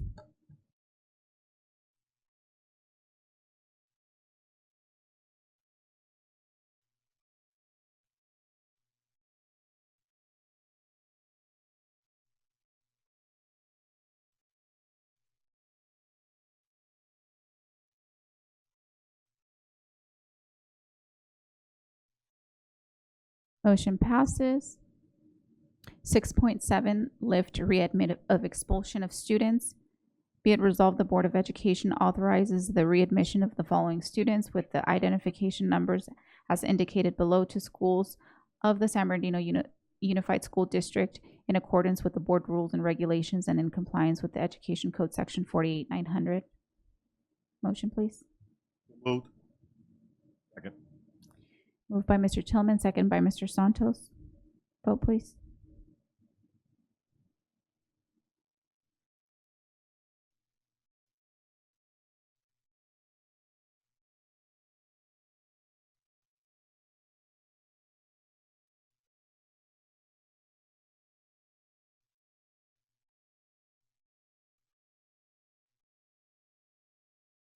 Motion passes. 6.8, other closed session action. And there is no other action. 7.0, student board members. 7.1, reports and comments.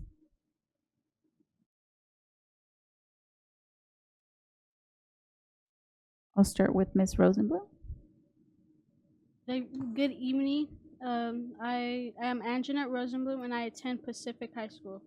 Some of the activities at Pacific High School are freshmen finish the CET pathway tours and mock interviews with pathway juniors and seniors to learn about our school's CET pathway opportunities to build their interviewing skills. Our HMDT Diesel students are going to the IBEW apprenticeship redo tomorrow to learn about apprenticeship skills and opportunities. PHS Pacific High School's wrestling team had a student go to the Masters tournament. Pacific High School swim team set a new pool record at Liberty High School this past weekend. Students are working on CAS testing for this week for science this week. The SAT will be given later this week to our juniors starting on Thursday. And I would also like to thank Ms. Guy, she helps us. Ms. Guy is one of our teachers that helps us with, like, if you're going through anything mentally or if we need, like, help with, like, getting school funds. She was here earlier, and I would like to thank her for showing up. Thank you. Thank you, Ms. Rosenblum. Ms. Eden Ochoa. Hello, it's Tatiana Eden Ochoa, and I know it's been a while since I've given a public comment, but I would like to report a bit on Cajon as well as some other schools in our district. So at Cajon, we recently had an academic awards ceremony, and many of our students were recognized for having a 3.5 GPA or above and being able to maintain that throughout the previous semester. So that's very wonderful to be upholding. The senior prom date has been set May 26th, so we're already on the hunt for dresses and suits. And a lot of seniors in our district have already purchased their cap and gown, so this is really setting in motion the whole idea of really ending our high school careers. Swim season has started, as well as Cajon will be hosting the CBSR, the Citrus Belt Beach Region State Qualifiers this weekend. So if any of the board would like to go and spectate any speech rounds, it's very entertaining. I think you guys would enjoy it. And recently I went to the government day that was held by the 5th District, Joe Baca, the district supervisor, and we saw a lot of students from the Student Leadership Advisory Council saw the inner workings of how a county meeting works, and it was very interesting, the amount of things that we saw, the concerns that were brought, very similar to like concerns brought to the school board, how they were brought to the county, and all the different levels of concerns, whether it be fires or animal shelters, or even CPS related concerns. It was students getting a better understanding as well as how they can pursue employment through the county. So that was very informational, and they gave us Subway, so that's always a plus. And then for San Bernardino High School, Saturday they had 45 of their female students, which were escorted by Ana Victoria Chavez, Principal Sosa, Mrs. Munoz Combs, Miss Moreno, and Mrs. Alvarez and Miss Moore to go see the film Rule Breakers, about an all-girls robotic team who entered an international competition. So it was a very enlightening experience for them. Middle College School is preparing for their spring festival and a club for future Wolverine Healthcare, and so they're going to tour Cal State LA for their nursing school. So there's a lot of things going on in our district right now, and I just want to say that I appreciate not only the board, but I appreciate all the teachers that are currently really helping us push through either senioritis, or I know I have a freshman brother, and just like his first experience and ending his first year of high school, and all the opportunities, whether it be the events that they're hosting on campus or the school spirits that they're trying to maintain. And throughout the district, just all those who are going to be figuring out their college acceptances and where they're going to be going for the next 4 years of their life, or whether they already have a plan. I think that I just wish the best of luck to all of them. And that is it for me tonight. Thank you. Thank you, Mrs. Eden Ochoa, for that wonderful update. And moving on to 8.0 administrative reports and presentations, 8.1 facilities planning and development update. I'll turn it over to Mr. Komnick. Good evening. Thank you. Good evening, President Ceballos and Vice President Grande, Superintendent Ariano, board members, and our cabinet. I've got the pleasure tonight to introduce our speakers for the 2025 annual facilities update. But before I hand the floor over to our presenters, I wanted to share with the board that tonight's presentation really aligns with our Vision 2020, particularly the sixth pillar, the last S in shines. And there's 3 bullet points there that really, this presentation really helps shine. And particularly the last bullet, resources will be allocated to maintain and enhance 21st century learning environments. So as the team presents this, please keep that in mind. I'd like to introduce Mr. Thomas Pace, Director of Facilities, and Ms. Jennifer Dubon, the latest new team member for our Facilities Department. She is the Assistant Director. Mr. Pace? Evening, everyone. By way of introduction, I'll keep this quick. We know that it's a late night, and we'll hopefully get through our presentation very quickly. My name is Thomas Pace, Director of Facilities. I started in the district in 2008 and have been in my current role since 2017. As mentioned, our newest employee in our department is Jennifer Dubon. Many of you may know her as she has been working and consulting with the district for the past 10 years. She actually led the efforts after North Park and the reconstruction and cleanup. And has been a mentor, has been a colleague, and a thought partner to me and the rest of our department for the past 10 years. and we're thrilled to have her join our team officially.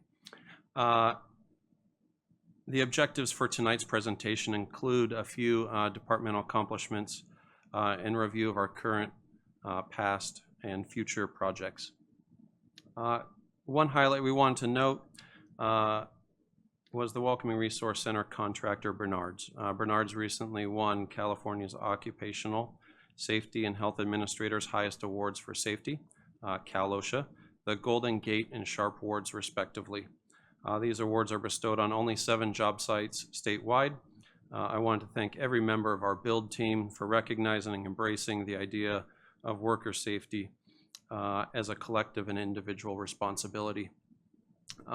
Additionally, tonight you approved a contract to Climatech that is going to save the district roughly $54 million in operational costs over the next 30 years. And I think we wanted to just highlight a few of the things that they're going to do, because the scope and scale of what they're going to be doing for the district over the next few years should not go unnoticed. We're going to replace 2 central plant or HVAC systems at both Riley and North Park. We're going to replace all of the evaporative furnace units with new high energy or high efficient HVAC units at 2 school sites.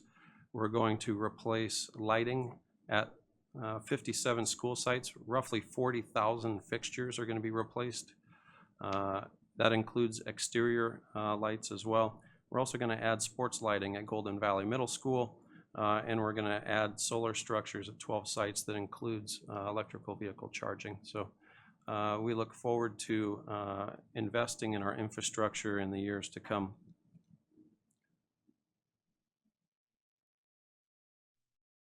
Just to give you a brief overview of what our facilities team leads.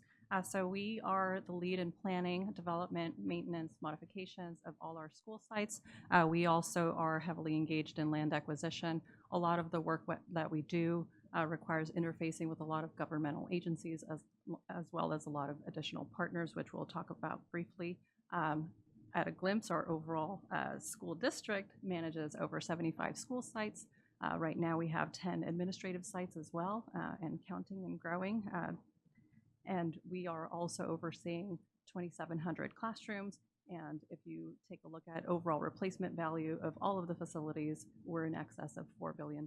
So we do maintain, continually modernize, transform a lot of these. To interrupt. Yeah. Can you speak a little bit more into the mic? Sorry about that. I'm sorry about that. Okay. My apologies.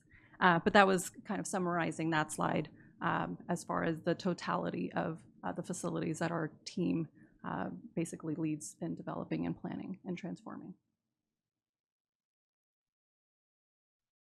Over the past year, we've completed 22 projects spanning 14 different sites, including the newly renovated Performing Arts Center at San Bernardino High School and its new paint job, shown in the upper right. Recently approved projects improved our schools in key areas that include safety, athletics, visual and performing arts, career technical education, and student wellness.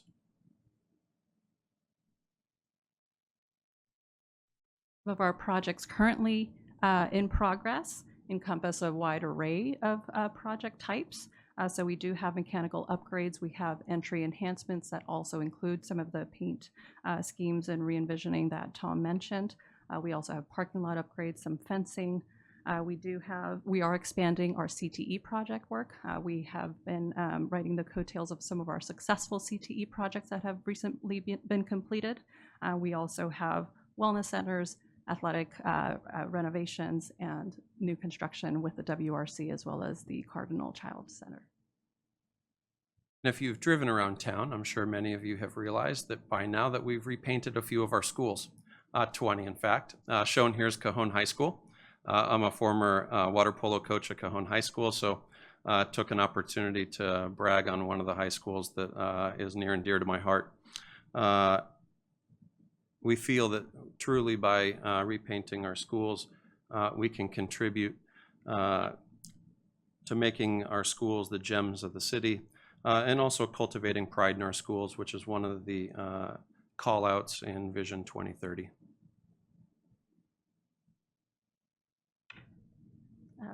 We're showcasing briefly the biomedical pathway building that was recently completed.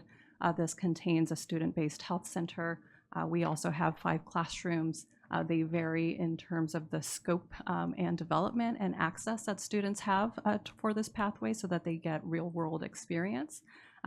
This is, this was a significant effort with a lot of our partners here. We had Dr. Rodriguez and her team, Colleen Williams.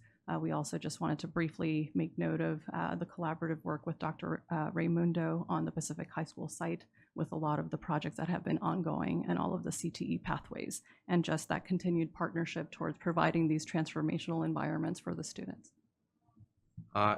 Please note that also included in the new biomedical building is our first student-based health center. We're excited, Dr. Rodriguez and I are excited to let you all know that starting the 10th of this month, we're going to start offering services from our first student-based health center. And there's more to come, I know, from her division on that. The other part of Vision 2030 is a commitment to prepare our students for success in the workforce. Highlighted here are 2 of the district's newest CTE facilities, a dental pathway at Cajon High School and the hospitality and tourism pathway at San Gregorio High School. Of note, the hospitality and tourism facility is the state's first all-electric educational kitchen and was recognized by the state architect and the Architects Institute of America for its commitment to sustainability. We firmly believe this investment goes a long way in contributing to the mission of 2030. On the campus of San Bernardino High School, in the old agricultural area, you will now find the district's newest facility, set for completion later this spring, an early education center that will serve multiple grade levels, infant, toddler, preschool, and transitional kindergarten. The center is recently named after one of our city's most deserving citizens, Francis Grice. Has a focus on exploration, outdoor education, and a commitment to the idea of wellness. The building meets the country's highest levels of sustainability, LEED Platinum and Living Building Challenge, certified respectively. The buildings will be San Bernardino's first net zero and carbon neutral project. And by the way, I just have to point out in the lower right-hand corner, it's one of my favorite things on the new building is our play equipment that children can crawl in, but it's a large cardinal making its own nest. I look forward to showing each and every one of you. Everything is built with the idea of the child in mind, so the sinks, the restrooms, everything is set towards children height, and it's truly a wonderful facility. In 2017, June of 2017, to be exact, we started a conversation with our parents about the idea of a centralized enrollment center. Many of you were there. At one of those meetings, we asked the parents to draw the vision of what the Welcoming Resource Center would look like. And I kept one of those all these years, and I just wanted to show that to you this evening. I love how it says filled with love. And I've kept it ever since.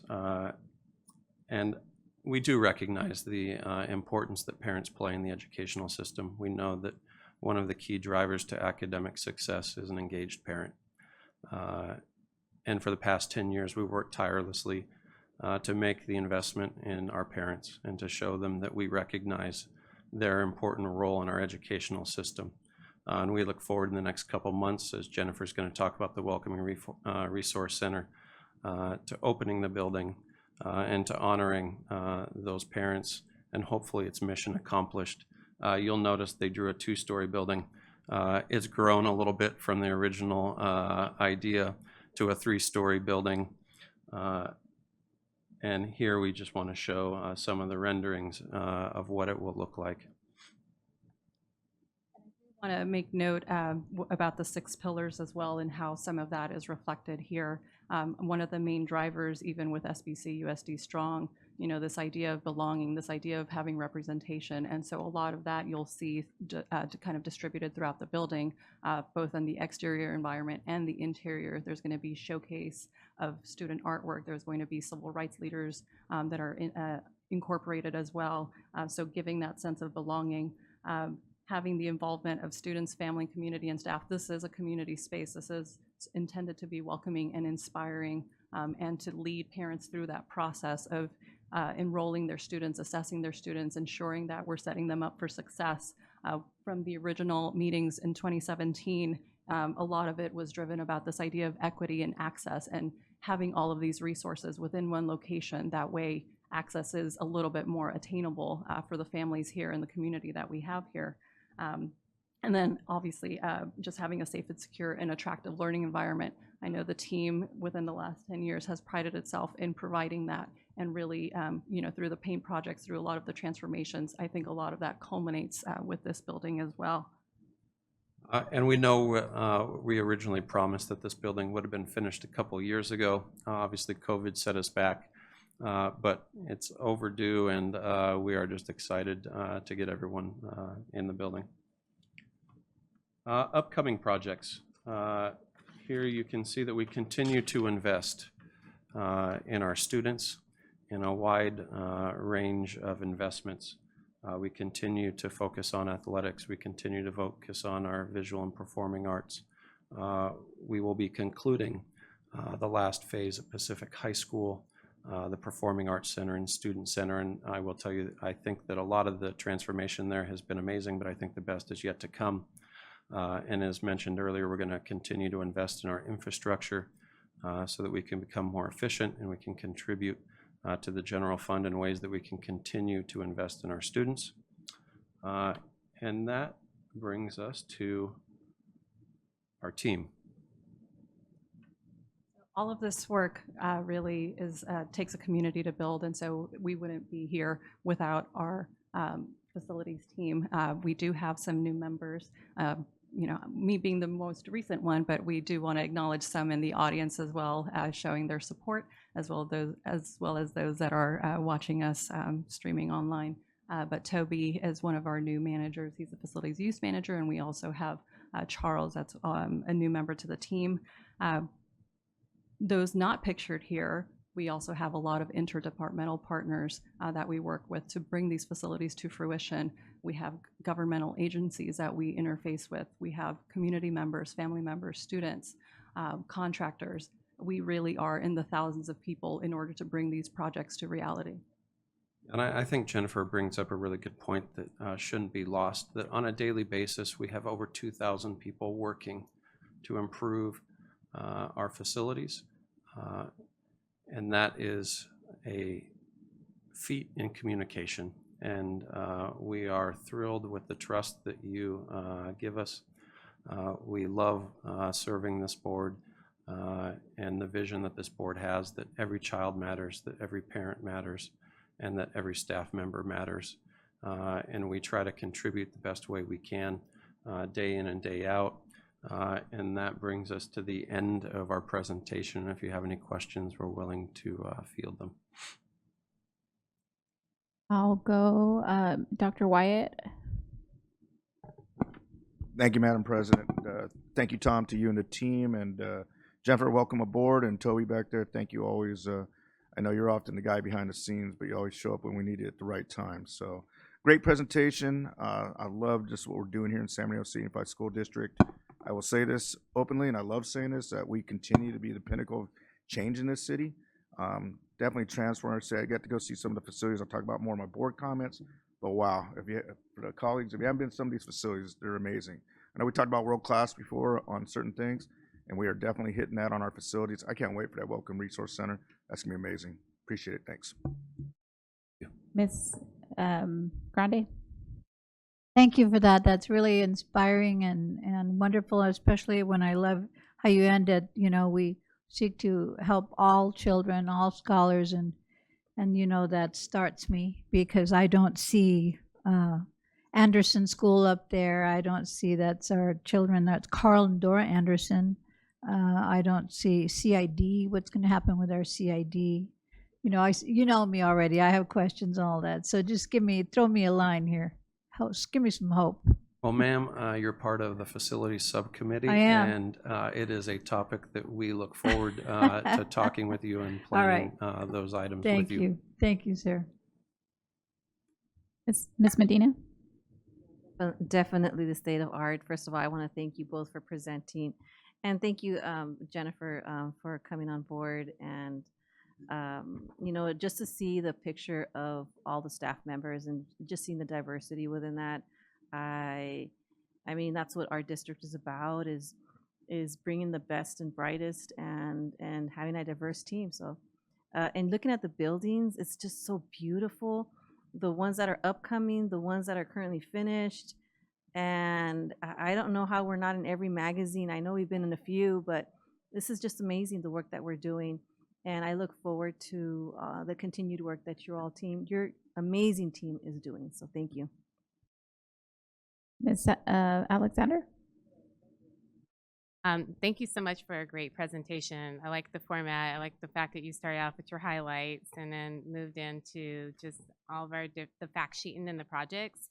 And welcome, Jennifer, again. Nice to meet you today. Thank you to your whole team that's out there. So the three gentlemen, thank you for being here. I have a couple questions about the highlights, and it's more of when I think about our partnership with Climatic. Are we working with the city at all? I know this is our partnership, but do we have any type of collaboration with the city? Yes, currently we are working very closely with the economic development portion of the city. There is more to come on some issues related to land out of that partnership. As far as the way of energy efficiency, we haven't gotten into that end of the relationship yet, but we are working very closely with the city. We collaborate probably bi-weekly on different issues throughout the city. There's areas that we could improve on and vice versa, but in the areas of energy efficiency, no. But in the areas of land acquisition, street improvements, you'll see a lot more to come out of those relationships. Right, okay, thank you. And I, on those same lines, I think that it would be good if we can go to the city and let them see the great things that we're doing in our school district, because I don't know if the city knows.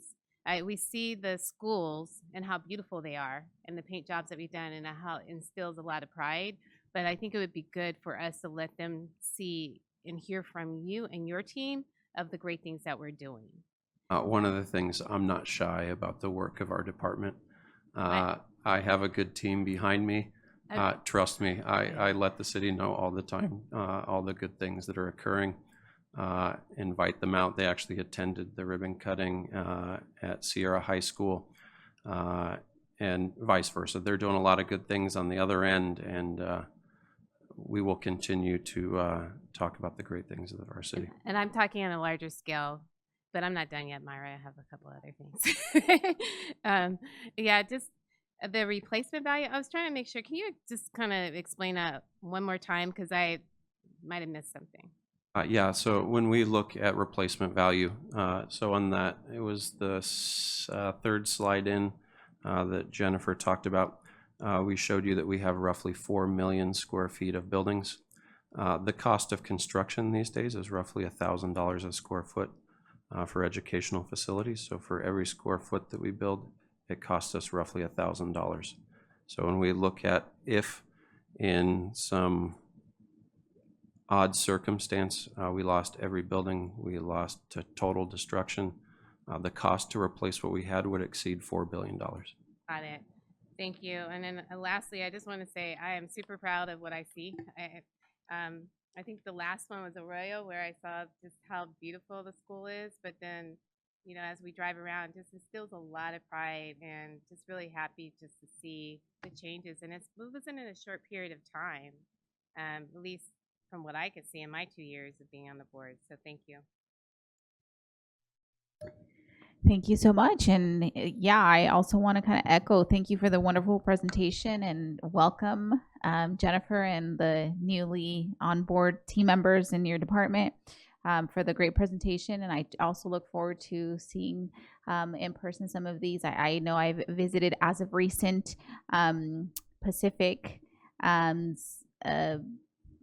auto shop diesel mechanic area.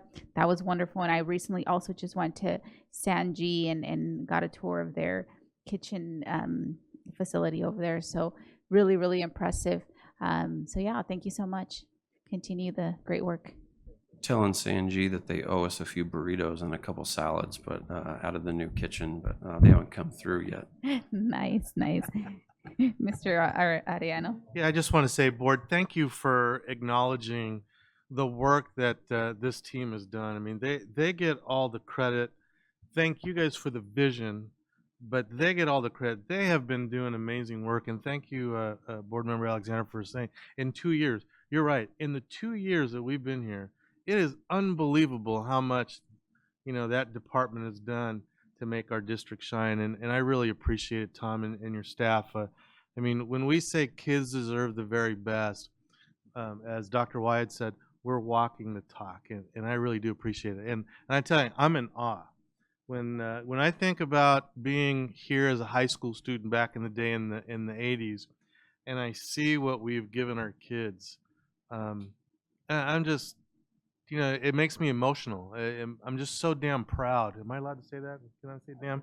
I'm just so damn proud of what we do together for their kids and give them the very best. And to Mrs. Alexander's point, I'm going to work with Mayor Tran to see if we can be granted some time at a city council meeting to do a presentation and have them see at least photo first and maybe invite them as a tour, because this is not the norm in school districts across the state. So great job, everybody. Appreciate you very much, very much.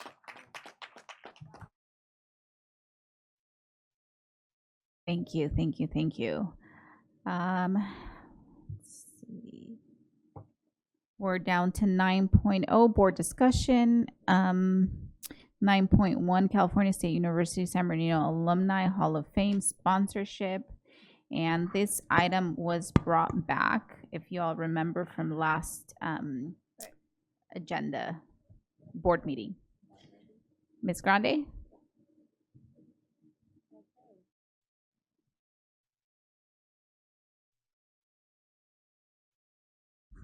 All right, I'm just going to go over some reasons that I feel that it does actually fall within the parameters of our policy. So that's my contention. So I'm going to give you some a little bit of direction here.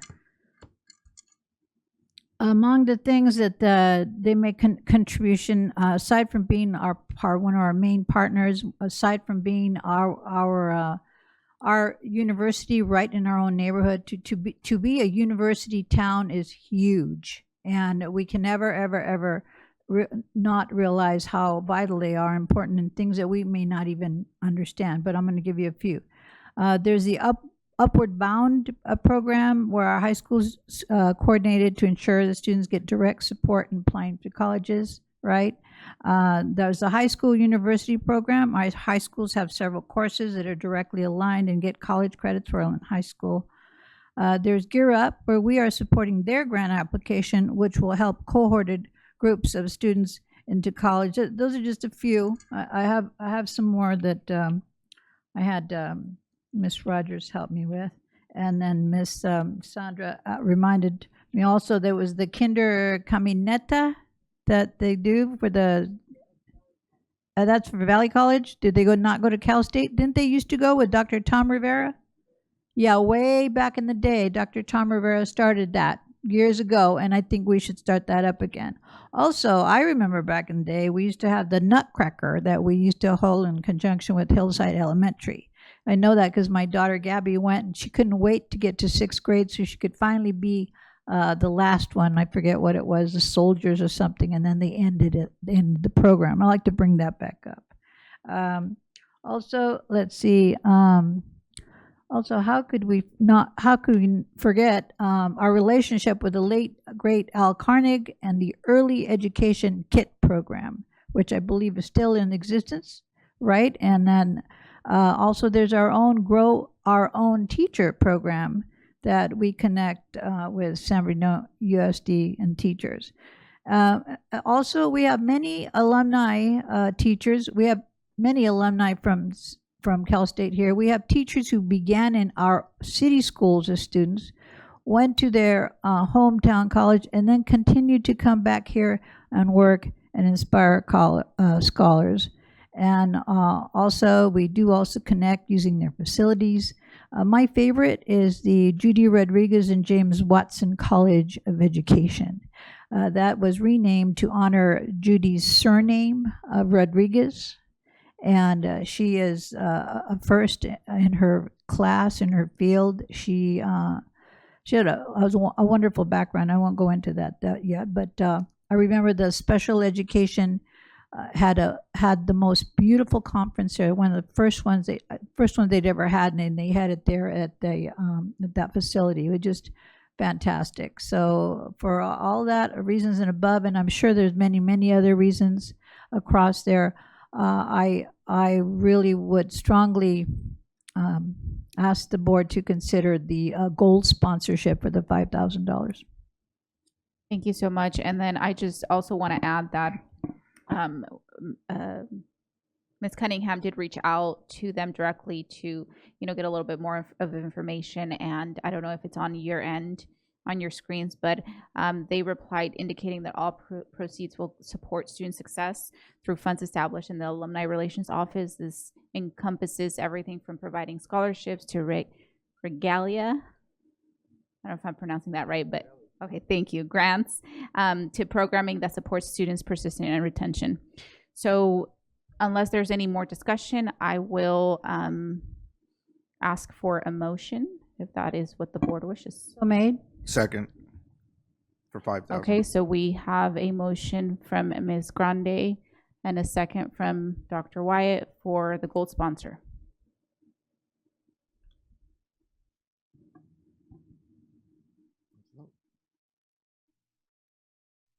Then we'll vote.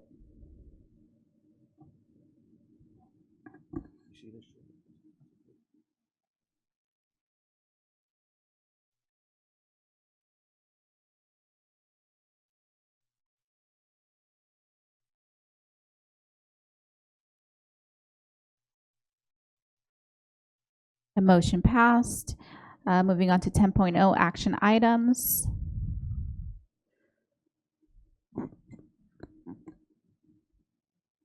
(10.1) Personnel report number 14 dated March 4, 2025, which contains actions such as hiring, retirements, resignations, promotions, and terminations.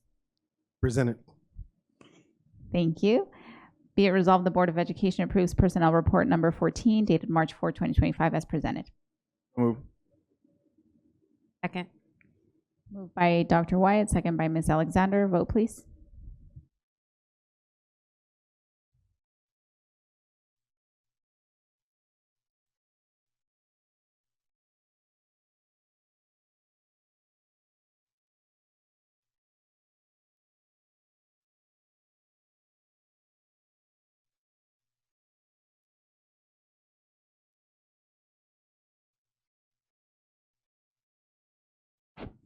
Ms. Rosales Medina and Dr. Wyatt?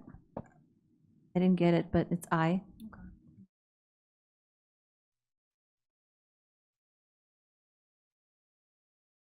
Motion passed. 10.2, adoption of resolution directing district staff to solicit public input on proposed modification of grade span configuration of George Brown Junior Elementary School for future board consideration and action. Move. Moved by Dr. Wyatt, second by Mr. Santos. Vote, please.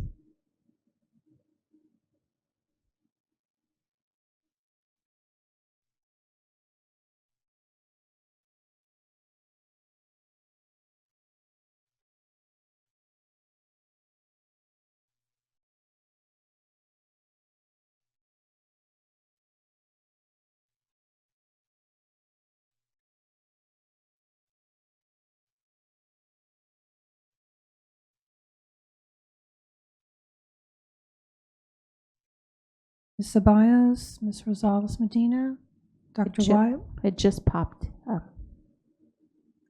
Did you get mine? I put yes.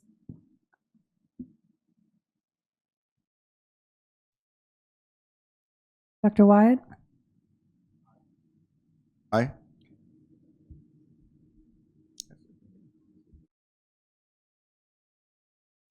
Motion passed. 10.3, approval of the Career Technical Education Advisory Committee. Move. Moved by Dr. Wyatt. Second.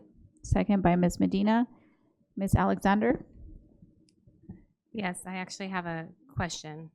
I'm not familiar with this advisory committee for one, and perhaps I missed a discussion about it. And then two, I'm just trying to be clear about why do we have a technical committee, and should the technical committee that's focused on our pathways represent holistically what we're trying to do from a career development standpoint when we look at our pathways? Ms. Alexander, it is an ed code that we are to establish a committee for our CTE pathways, and it is representative of community members, staff members. It's a well-rounded representation. So it is required. Is Karen Suarez still with Making Hope Happen?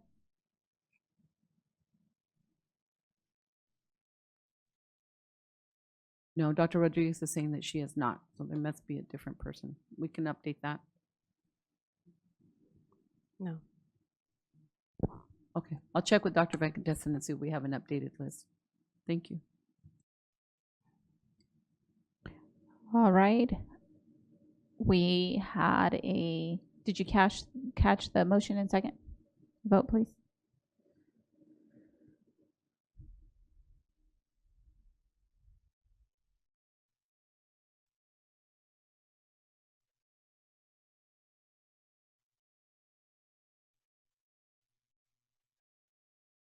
Motion passes. 10.4, adoption of 2025-2026 Board of Education meeting calendar. Are there any comments? I think we'd entertain a motion, then have discussion, right? Can I get a motion? So moved. Second. Moved by Ms. Medina, and then second by Dr. Wyatt. Discussion? I recommend we pull up the calendar and take a look and make sure if there's any potential conflicts for next year. I'm sure that the district took that into consideration, but I know sometimes we have some board meetings that conflict with certain events. Do you want to all pull it up real quick? Yeah.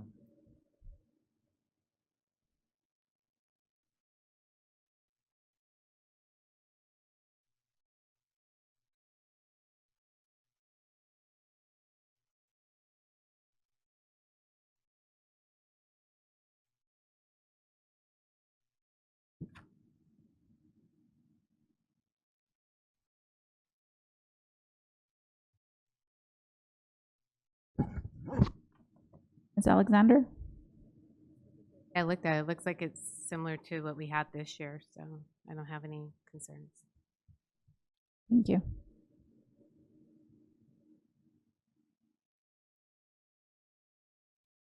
It's hard to foresee. It's hard to foresee what we're gonna end up having.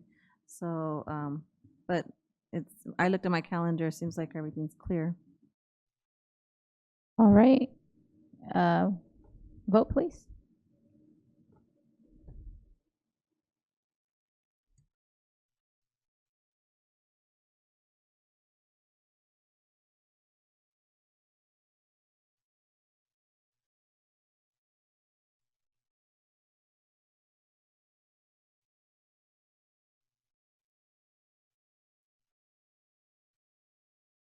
Motion passed. 10.5, 2025 California School Boards Association Delegate Assembly election. The official ballot for the election of representatives to CSBA's Delegate Assembly has been received and must be postmarked on or before March 15, 2025. Because of our large student enrollment, the San Bernardino City Unified School District, our board has already appointed 2 representatives. There are 5 vacancies in San Bernardino County Subregion 16B. The board as a whole may vote for no more than 5 representatives. And below are the following 6 individuals that are presented as candidates for the vacancies. Madam President, I motion that we vote for the 5 incumbents. Do you want to list them? They're the ones that have the asterisks next to them. Maria Gomez from Hesperia, Ronald Newton from Mountain View, Dr. Gwen Daddy Rogers from San Diego County Office of Ed, Eric Swanson from Hesperia USD, and Kathy Thompson from Central Elementary School District. Do I have a second? Motion by Dr. Wyatt, second by Ms. Alexander. Vote, please.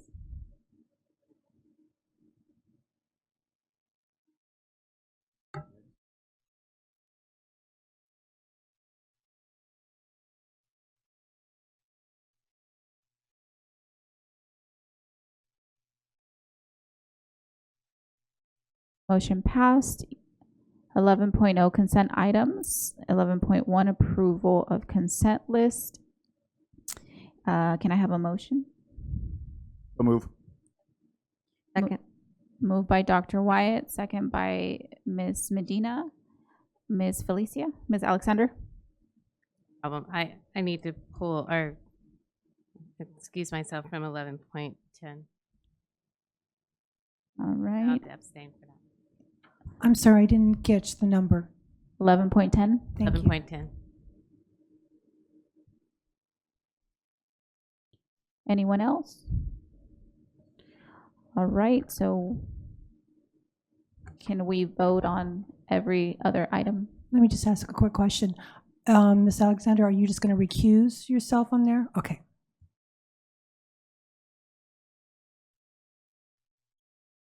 So we'll go ahead and vote on the remaining ones.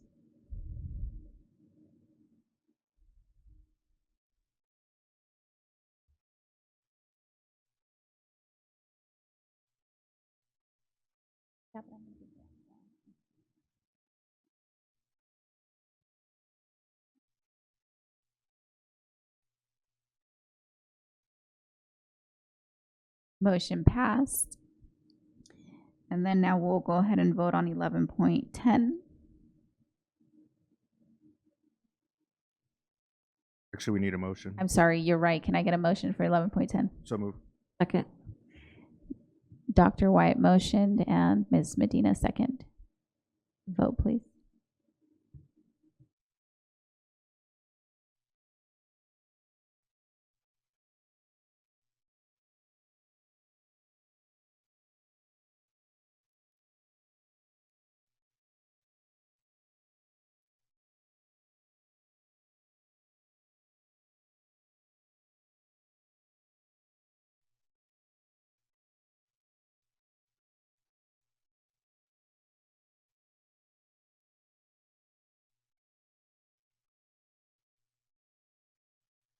Motion passed.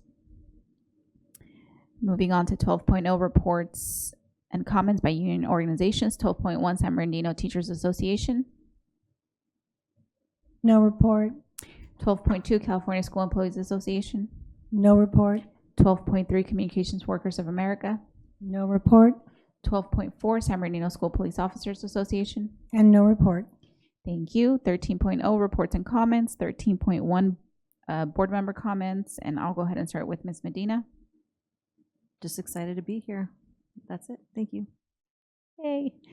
Ms. Felicia. Hello. I'd like to first start off with just congratulating our HR department for having a fantastic, under Dr. Funches, having a fantastic hiring fair. Awesome job. I understand there was over 900 plus people who came in and applied, and looking forward to the great numbers. I think it speaks a lot about our district because people see us and they want to be a part of us. So thank you. I guess, it was an honor to go to the Dr. Hill's dedication of the post office. It was a really nice event and extremely special. I want to say thank you to Congressional Representative Pete Aguilar and then the Maggie Foundation for making it happen. I think what was really special was all the great things that were said about Dr. Hill. And it says a lot about a person when everybody that is centered around her in different circles has said something nice and the impact that she's made. And that says a lot about a person.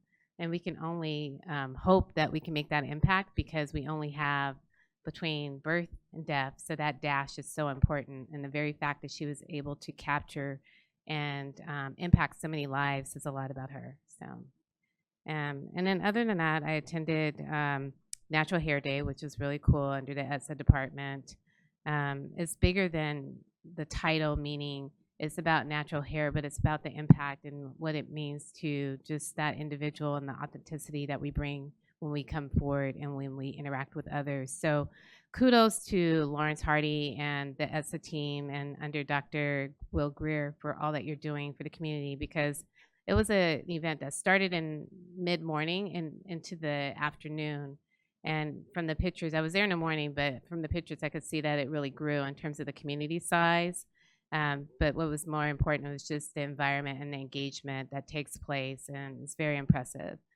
Richardson Prep Middle School, their honor roll and their African American honor roll, and then just their African American, I think, participation. Both Michael and I were there, and Mary Ellen. It was great. It was just a really good event. I know the principal was here today, and I told her I congratulate her on such a great event. And then lastly, the Black History Bee. That was amazing. Put on by Phi Delta Kappa, and just the matter of just the history behind that and the number of years that has been happening. And from what I understand, I don't believe there's any other organization, sorority, fraternity within the Inland Empire that does something like that. And then the participation was very diverse. So thank you. Thank you, Ms. Alexander. Ms. Grande? I too had a really exciting last week, and I was there to see the Margaret Hill dedication. I just was in the back because I had another appointment, so I had to leave a little early, sadly, but I followed it. And thank you, Scott, for your beautiful words. You made me cry, and I was in the audience. We could really feel her, and it's just plain and simple. We felt her there, and she's very happy.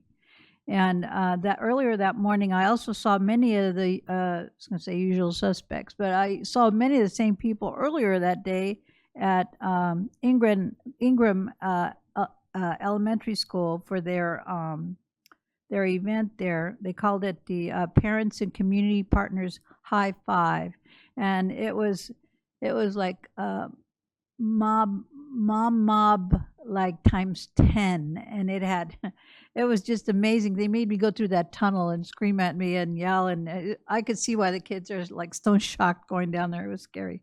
But the Sue Chi Foundation was there, and they were in costume like vegetables. They were just they're such beautiful people, and parents, and they had a huge turnout. And I think we had our police chief was there, Mayor Tran was there, Supervisor Joe Baca was there, the EXL, Community Engagement, Positive Youth, Inland Empire Book Project. It was just a little tiny school, and it just spilled out into little pieces of.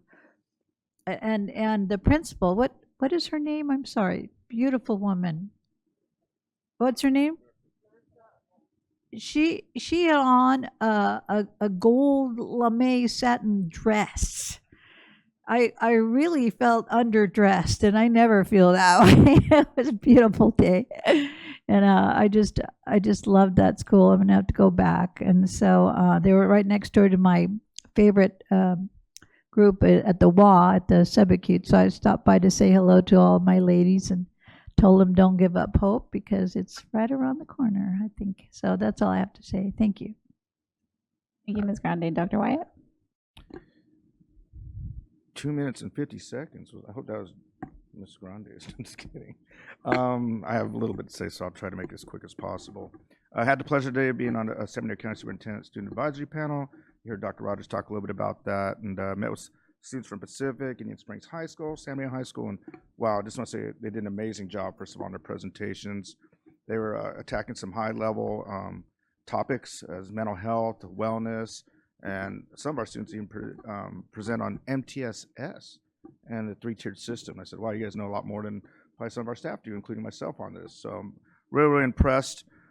They did bring up some issues that we probably are aware of in our school, but it's always nice to hear it from the students because we hear it from their point of view and from their lens. And You know, one of them, they talked about counselors, but they didn't really understand the difference between counselors, meaning academic, and counselors as in clinicians. So, you know, one of the things I asked is that, are you aware if you have any clinicians at your sites? And so that was one of my questions is, you know, how many clinicians do we have like at our high schools and middle schools? So if we could get that info, like Friday update, doesn't have to be right now, that'd be great. And then get that information out to our students and the families so they know they're there. And then students in bathrooms. You know, I think we've heard a little bit about that, probably too much about that right now, but they mentioned a lot of smoking during passing periods and that it's hard just to use a restroom because there's so many kids in there smoking and just taking up the stalls, as they would say. And so they have a fear of going in there. And this was a constant message across the board. And it was not just, it was kind of interesting, not just in our high school, but other high schools. I was like, wow, that's kind of epidemic. So, you know, I think that's something we need just to be very aware of, and how are we monitoring that and making sure that our bathrooms are safe and there for what they should be there, using the bathroom, and so they don't have to ask during a break. And they talked about student behavior as well, student behavior on campus in the classrooms, and that, you know, they feel that there's no repercussions, no consequences for kids that are misbehaving. I said, I absolutely agree with you. There's a lot less now than there were before. And that's where we rolled into the conversation of MTSS and PBIS and things we're trying to do to really curtail behavior. But, you know, and they felt that our teachers were pretty much powerless in many situations, that it was hard for them to address behavior and sometimes a sense of hopelessness. So I said, I'll definitely bring that up to the board and to, you know, the district, because, you know, we want to support our teachers and we want to have a safe place, a productive learning environment for our kids. But that came from them, and I thought that was really powerful to hear that from them. So much that I'm going back on Thursday to hopefully get to hear from more kids and see if we have that uniform message across the board. And then the one biggie that they talked about was access to health care for students and families. I think this district does an amazing job actually on providing healthcare opportunities, all the way from telehealth to dentistry, you name it.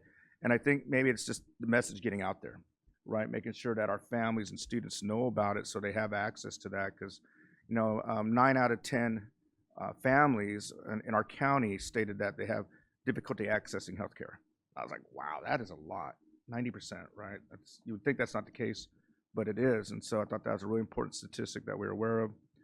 One of them I already talked to Ms. Ceballos and Mr. Pace, and then did a quick tour of Pacific High School, again, their biomed program, civic engagement program they have with Cal Berkeley, and their transportation program. And I know we talked a little bit about it tonight, and man, all I could say is if you haven't seen those facilities, they're unbelievable. As Superintendent Ariano said, I haven't seen anything like that. They truly are world class, and you talk about a lab and teaching environment that is just at the highest level. I would put that at the collegiate level when you see it. And the transportation shop is just wow. I got a little emotional about it because I said, you know, it'd make Mike Gallo proud. You know, Mike Gallo would really be proud to see that shop and what we're doing with kids and getting them prepared, you know, when they come out of high school. And you know, we heard a lot of people talk about not everybody wants to go to college, and they talked about that today. I said, great, because we're setting up programs to where you can come out of high school and you'll be ready. So I challenge us to keep going down that CTE path. San Bernardino High School, we saw them. The water polo team went to their banquet on Friday night. It was awesome at Garner Holt. Great ceremony. I want to say a shout out to Mark Chow. Donated all these awesome gifts for our kids. Every kid walked out with a skateboard and freaking cornhole games. I don't know what you call it. One beanbag game, I call it. But it was just a great event. And I'll tell you what, that coach over there is absolutely amazing. Should have been CIF Coach of the Year. That's a whole other conversation we'll have separately, but they did a heck of a job. And then the naming of the post office after Dr. Hill. That was such an amazing event. And our communications folks, our staff, great job. Our kids from Del Vallejo, STEAM, Middle School, Hunt Elementary, Cajon. Super proud day. I know she was smiling down on us, just saying, very proud of all of us. But a very emotional moment, and it was an honor to be able to speak on behalf of the district and for you, Superintendent Ariano. I do appreciate it. Thank you. Thank you, Dr. Wyatt. Mr. Santos? Thank you. And for myself, I just, there's really just two things I wanted to mention. I wanted just to say, you know, great job to the mariachi performers that came out earlier. It just really warms my heart. So for those of you that don't know, my family is actually from Jalisco, which is where they claim that mariachi originated from. It's really not known exactly where, but then later on, Jalisco was the state that kind of adopted and expanded mariachi. So I grew up listening to mariachi, and I absolutely love it. It's like music to my soul. So I don't know a lot of sometimes English songs or things like that. I feel like my culture is really Spanish based. And so you tell me any song in Spanish or anything like that, and I'm on it. Like, I'll tell you, I know all the songs. I was singing along. So it really, really just warms my heart. And I want to make sure that we continue to support, them in particular, mariachi, the mariachi group. I think Dr. Wyatt had mentioned it earlier. It was kind of and Ms. Medina, a work in progress. It was something that was, kind of a long time overdue. So I really, really, really do hope that they can come back and we can see, them, continue to grow and expand. And I also saw some diversity within the group, so that really made me happy as well. So anyway, just wanted to share that. And then also I wanted to make a comment really quickly in regards to the facilities and the presentation that we received. Again, awesome job. And, I think we're doing a fantastic job with some of these facilities. But I did want to mention something that was brought up to me, and I think it's already been shared with Mr. Komnick as well as Mr. Arellano, but really keeping in mind that with the expansion comes additional work, right, for our custodial staff, making sure that we're really, preparing and staying ahead of the game when it comes to what that is going to entail and what that's going to bring on the workload on our staff at the school site level. So just wanted to make sure that I addressed that and I threw it out there because it's great on the one hand, but we really want to make sure that we're staying on top of it on the other end. And I think those are all my comments for tonight. So I'll go ahead and pass it along to Mr. Arellano. Thank you, President Ceballos, and good evening to everybody. So I take it you're not a Swiftie? Yeah, just mariachi, no Swiftie, just mariachi. Okay, very good. All right, very good. Learned something new today. Well, I wanted to start off, and this is a combined thank you from me and everyone on the board to our translating team is here every board meeting. Thank you guys for all the work that you do. Thank you very much. And I was going to give Jim Cunningham kudos, but then he got up and left, so I'm not going to do it. But he's here almost every to the end, so so I'm gonna give him a half shout out. Is that okay, Terry? A half shout out to Jim Cunningham. So, so getting to the serious stuff. Scott, thank you for your comments at the Margaret Hill celebration of the post office. So many people reached out to me to let me know how moving your words were, how meaningful, how authentic, and so I just want to thank you for representing us well and making our district shine. And Dr. Hill had a huge impact on many people in this community. And, everybody has their own story, as I do. I met Dr. Hill when I was a student at Samuel High School. So, I have many funny stories of Dr. Hill. But when we talk about legacy, there was an award named after her in AXA. And when you talk about impact, 3 out of the 4 winners so far, so it's been 4 years, 3 out of the 4 winners are people from this district. Scott, Keisha, and myself. And that's a tribute to Dr. Hill and what she poured into us, and people recognize that we're emulating that love for our community. So yeah, thank you, Scott. Your words were impactful and felt across the entire district. I just, as always, as tradition, I like to highlight great things that are happening in the San Bernardino City Unified School District. So I want to start off giving a shout out to our school police who not only are they keeping our campuses safe and our students safe and our staff safe, but they also make time to connect and create relationships with our students. And here you see an example of district police doing the job shadowing opportunity during career day or career week at Indian Springs High School. But an opportunity for our students to learn about a career that is important, that they can work in our district.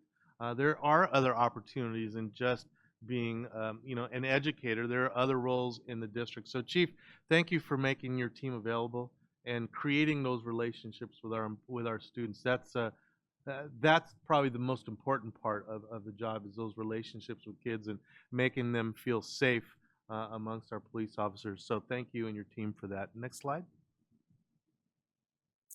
And I know we mentioned Ingram and the work that Ms. Goodley has done there in terms of creating a sense of belonging and building parent capacity. Here's another example. Cole Elementary, they recently had their math night, and it was a very successful night, and you can see parents and kids working together. And I share this because this is the work that the district is doing as part of the 2030 SBCUSD Shines vision. Is we talk about creating a sense of belonging. We talk about empowering our parents and having them learn how to navigate the educational system, but also focusing on academics. It sends a message. So kudos to everybody at Cole Elementary, to the principal, the staff, for putting this night together. Another example of how the district is working to empower our parents, but also to make academics an important conversation in this district. Next slide. Truly enjoyed this event, the ribbon cutting ceremony for our wellness center at Sierra High School. And I can't say enough. I want to give Principal Hector Murieta and Counselor Yesenia Ceballos a lot of credit. This moment was started at what I heard 7 or 8 years ago on a dream of what we could put together to support our kids with all the needs that they need in order to be successful in the academic program. And as was mentioned, every time we have events like this, to see the community show up, the mayor, our elected officials, community members, our support team from Loma Linda University, and Dr. Maya, is it Bustani? Is that how you say her name, Dr. Rodriguez? Bustani. And then all the work you and your team are doing. Just a great day in San Bernardino and just a wonderful event. So I'm really proud and happy for our team over at Sierra High School. Great event. If you haven't had a chance to go over and look at the building, wonderful building, a wonderful place where our students are going to get much needed support. Next slide. And it was mentioned already, kudos to our HR department, to Marcus, Robert, and everybody in your department. It was a great event. And I understand the work that goes behind this day. That used to be my job for 3 years, is putting together that teacher recruitment center. And there's a lot of moving pieces, Marcus. So you guys make it look easy. You make it look glamorous, but we recognize the work behind that. But to the point that Ms. Alexander made, to hear that 900 people want to come work on our district, I just want to give kudos to everybody across the district, because you guys are creating that energy that people want to be here. So Marcus, thank you. Please pass on our thanks to your team. Great job on that. Next slide. And also was mentioned the Black History Bee, National Sorority of Phi Delta Kappa, Delta Rho Chapter. Beautiful event. Dr. Handy did a great job emceeing the event.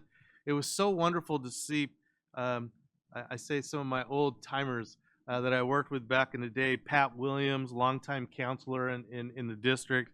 Latrice Johnson, who she and I worked together in Palm Springs and in Redlands. Ruth Curry, who was one of my teachers when I was a principal, and then was a vice principal for me when I was a principal. Just 3 wonderful people that a lot of my success, as I mentioned that morning, is because of people like them that poured into me. So it was a nice reunion, but great event.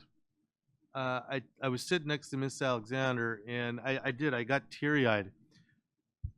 I remember interviewing with the board the day I interviewed, and one of the questions was asked is, what's one challenge in this community that as a superintendent you want to try to impact? And if you might remember, my answer was bringing the community together as one. Latino community, African American community, white community, so on. And seeing the diversity of the contestants, learning about Black history, and just brought tears to my eyes, because that's what community is all about, is that love for each other and there's opportunities like this and events like this that bring us together where we can celebrate our differences. So I was very proud to be there that morning and to see and to make the statement. Black history is American history. And we wanted to be very clear on that and very intentional about that. So it was a great moment for me. So thank you to the sorority for that. And thank to all our principals that brought our students to be a part of that and being a part of this program. It was a very, very good moment for me. So next slide. And I just wanted to let the board know that we continue to have our Superintendent's Parent Advisory Council meet every month. And I try to make as many as sometimes I can't make the meeting, and Dr. Gonzalez Beatriz, she does a great job running those meetings and managing those meetings. But I wanted the board to know that this continues. And this is a powerful group, and it's so nice. They had the opportunity to give input on the LCAP that comes directly to me. They give input on different topics throughout the year that comes to me that we wrestle with, either in cabinet or when we meet with the individual parent chairs of the different groups. But this is another example of the district continuing to create that two-way communication. You might remember that's part of our multi-year vision, is creating that two-way communication with our parents and making sure they have input in our district. So the SPAC is alive and well, but I want to give big kudos to Dr. Gonzalez Beatriz. She just does a great job putting that together. Next slide. And tonight I'm going to end with honoring one of our own. Each year, Senator Eloise Gomez-Reyes seeks nominations for the Distinguished Woman of the Year Award. And Ashley notified me today that she is one of the 2025 winners of that award. So I just want to formally congratulate Ashley and thank her for all her contributions and helping our district shine. And that's all I have tonight. Thank you. Awesome. Thank you so much, and congratulations to Miss Ashley Bersakala. Moving on to 14.0, summary of board members' requests. 14.1, review of requests. Good evening. For tonight, we only have one, and it's from Mr. Tillman. Mr. Tillman requested to agendize the policy about head lice at the next board meeting. Consensus was given. Thank you. Thank you. And 15.0, meeting adjournment. 15.1. In memoriam, the board would like to recognize and close the board meeting with a moment of silence in memory of former district employee who recently passed away, Angela G. Alvino, a SBCUSD teacher for 39 years. Started her career in 1970 as a teacher at Fremont Elementary. Her teaching career took her to Shannon Hills Middle School from 1974 to 1979, then to Golden Valley Middle School, San Bernardino High School, and Arrowview Middle School. Ms. Alvino's last assignment was at San Gregorio High School from 1983 until her retirement in June of 2009. Ms. Alvino recently passed away at the age of 84. She will be fondly remembered by those who knew her and the students she taught. David Hardy, SBCUSD teacher, passed away on September 19th, 2024 at the age of 66. Mr. Hardy taught for 24 years, beginning at Del Vallejo Middle School in August of 2000, where he remained until June of 2015 when he moved to Sierra High School, where he taught until his passing. Mr. Hardy will be missed and remembered by those he worked with and those he taught. Timothy Moore worked for SBCUSD as a grounds worker with maintenance and operations from January 2020 to January 2025. Mr. Moore passed away at the age of 57 on January 23rd, 2025. He will be remembered by his family and friends and greatly missed by his fellow M&O staff. A moment of silence.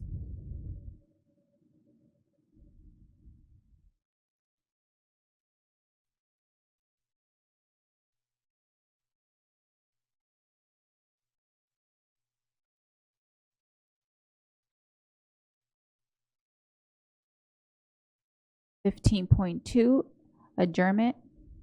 Moved. Moved by Ms. Medina and second by Dr. Wyatt.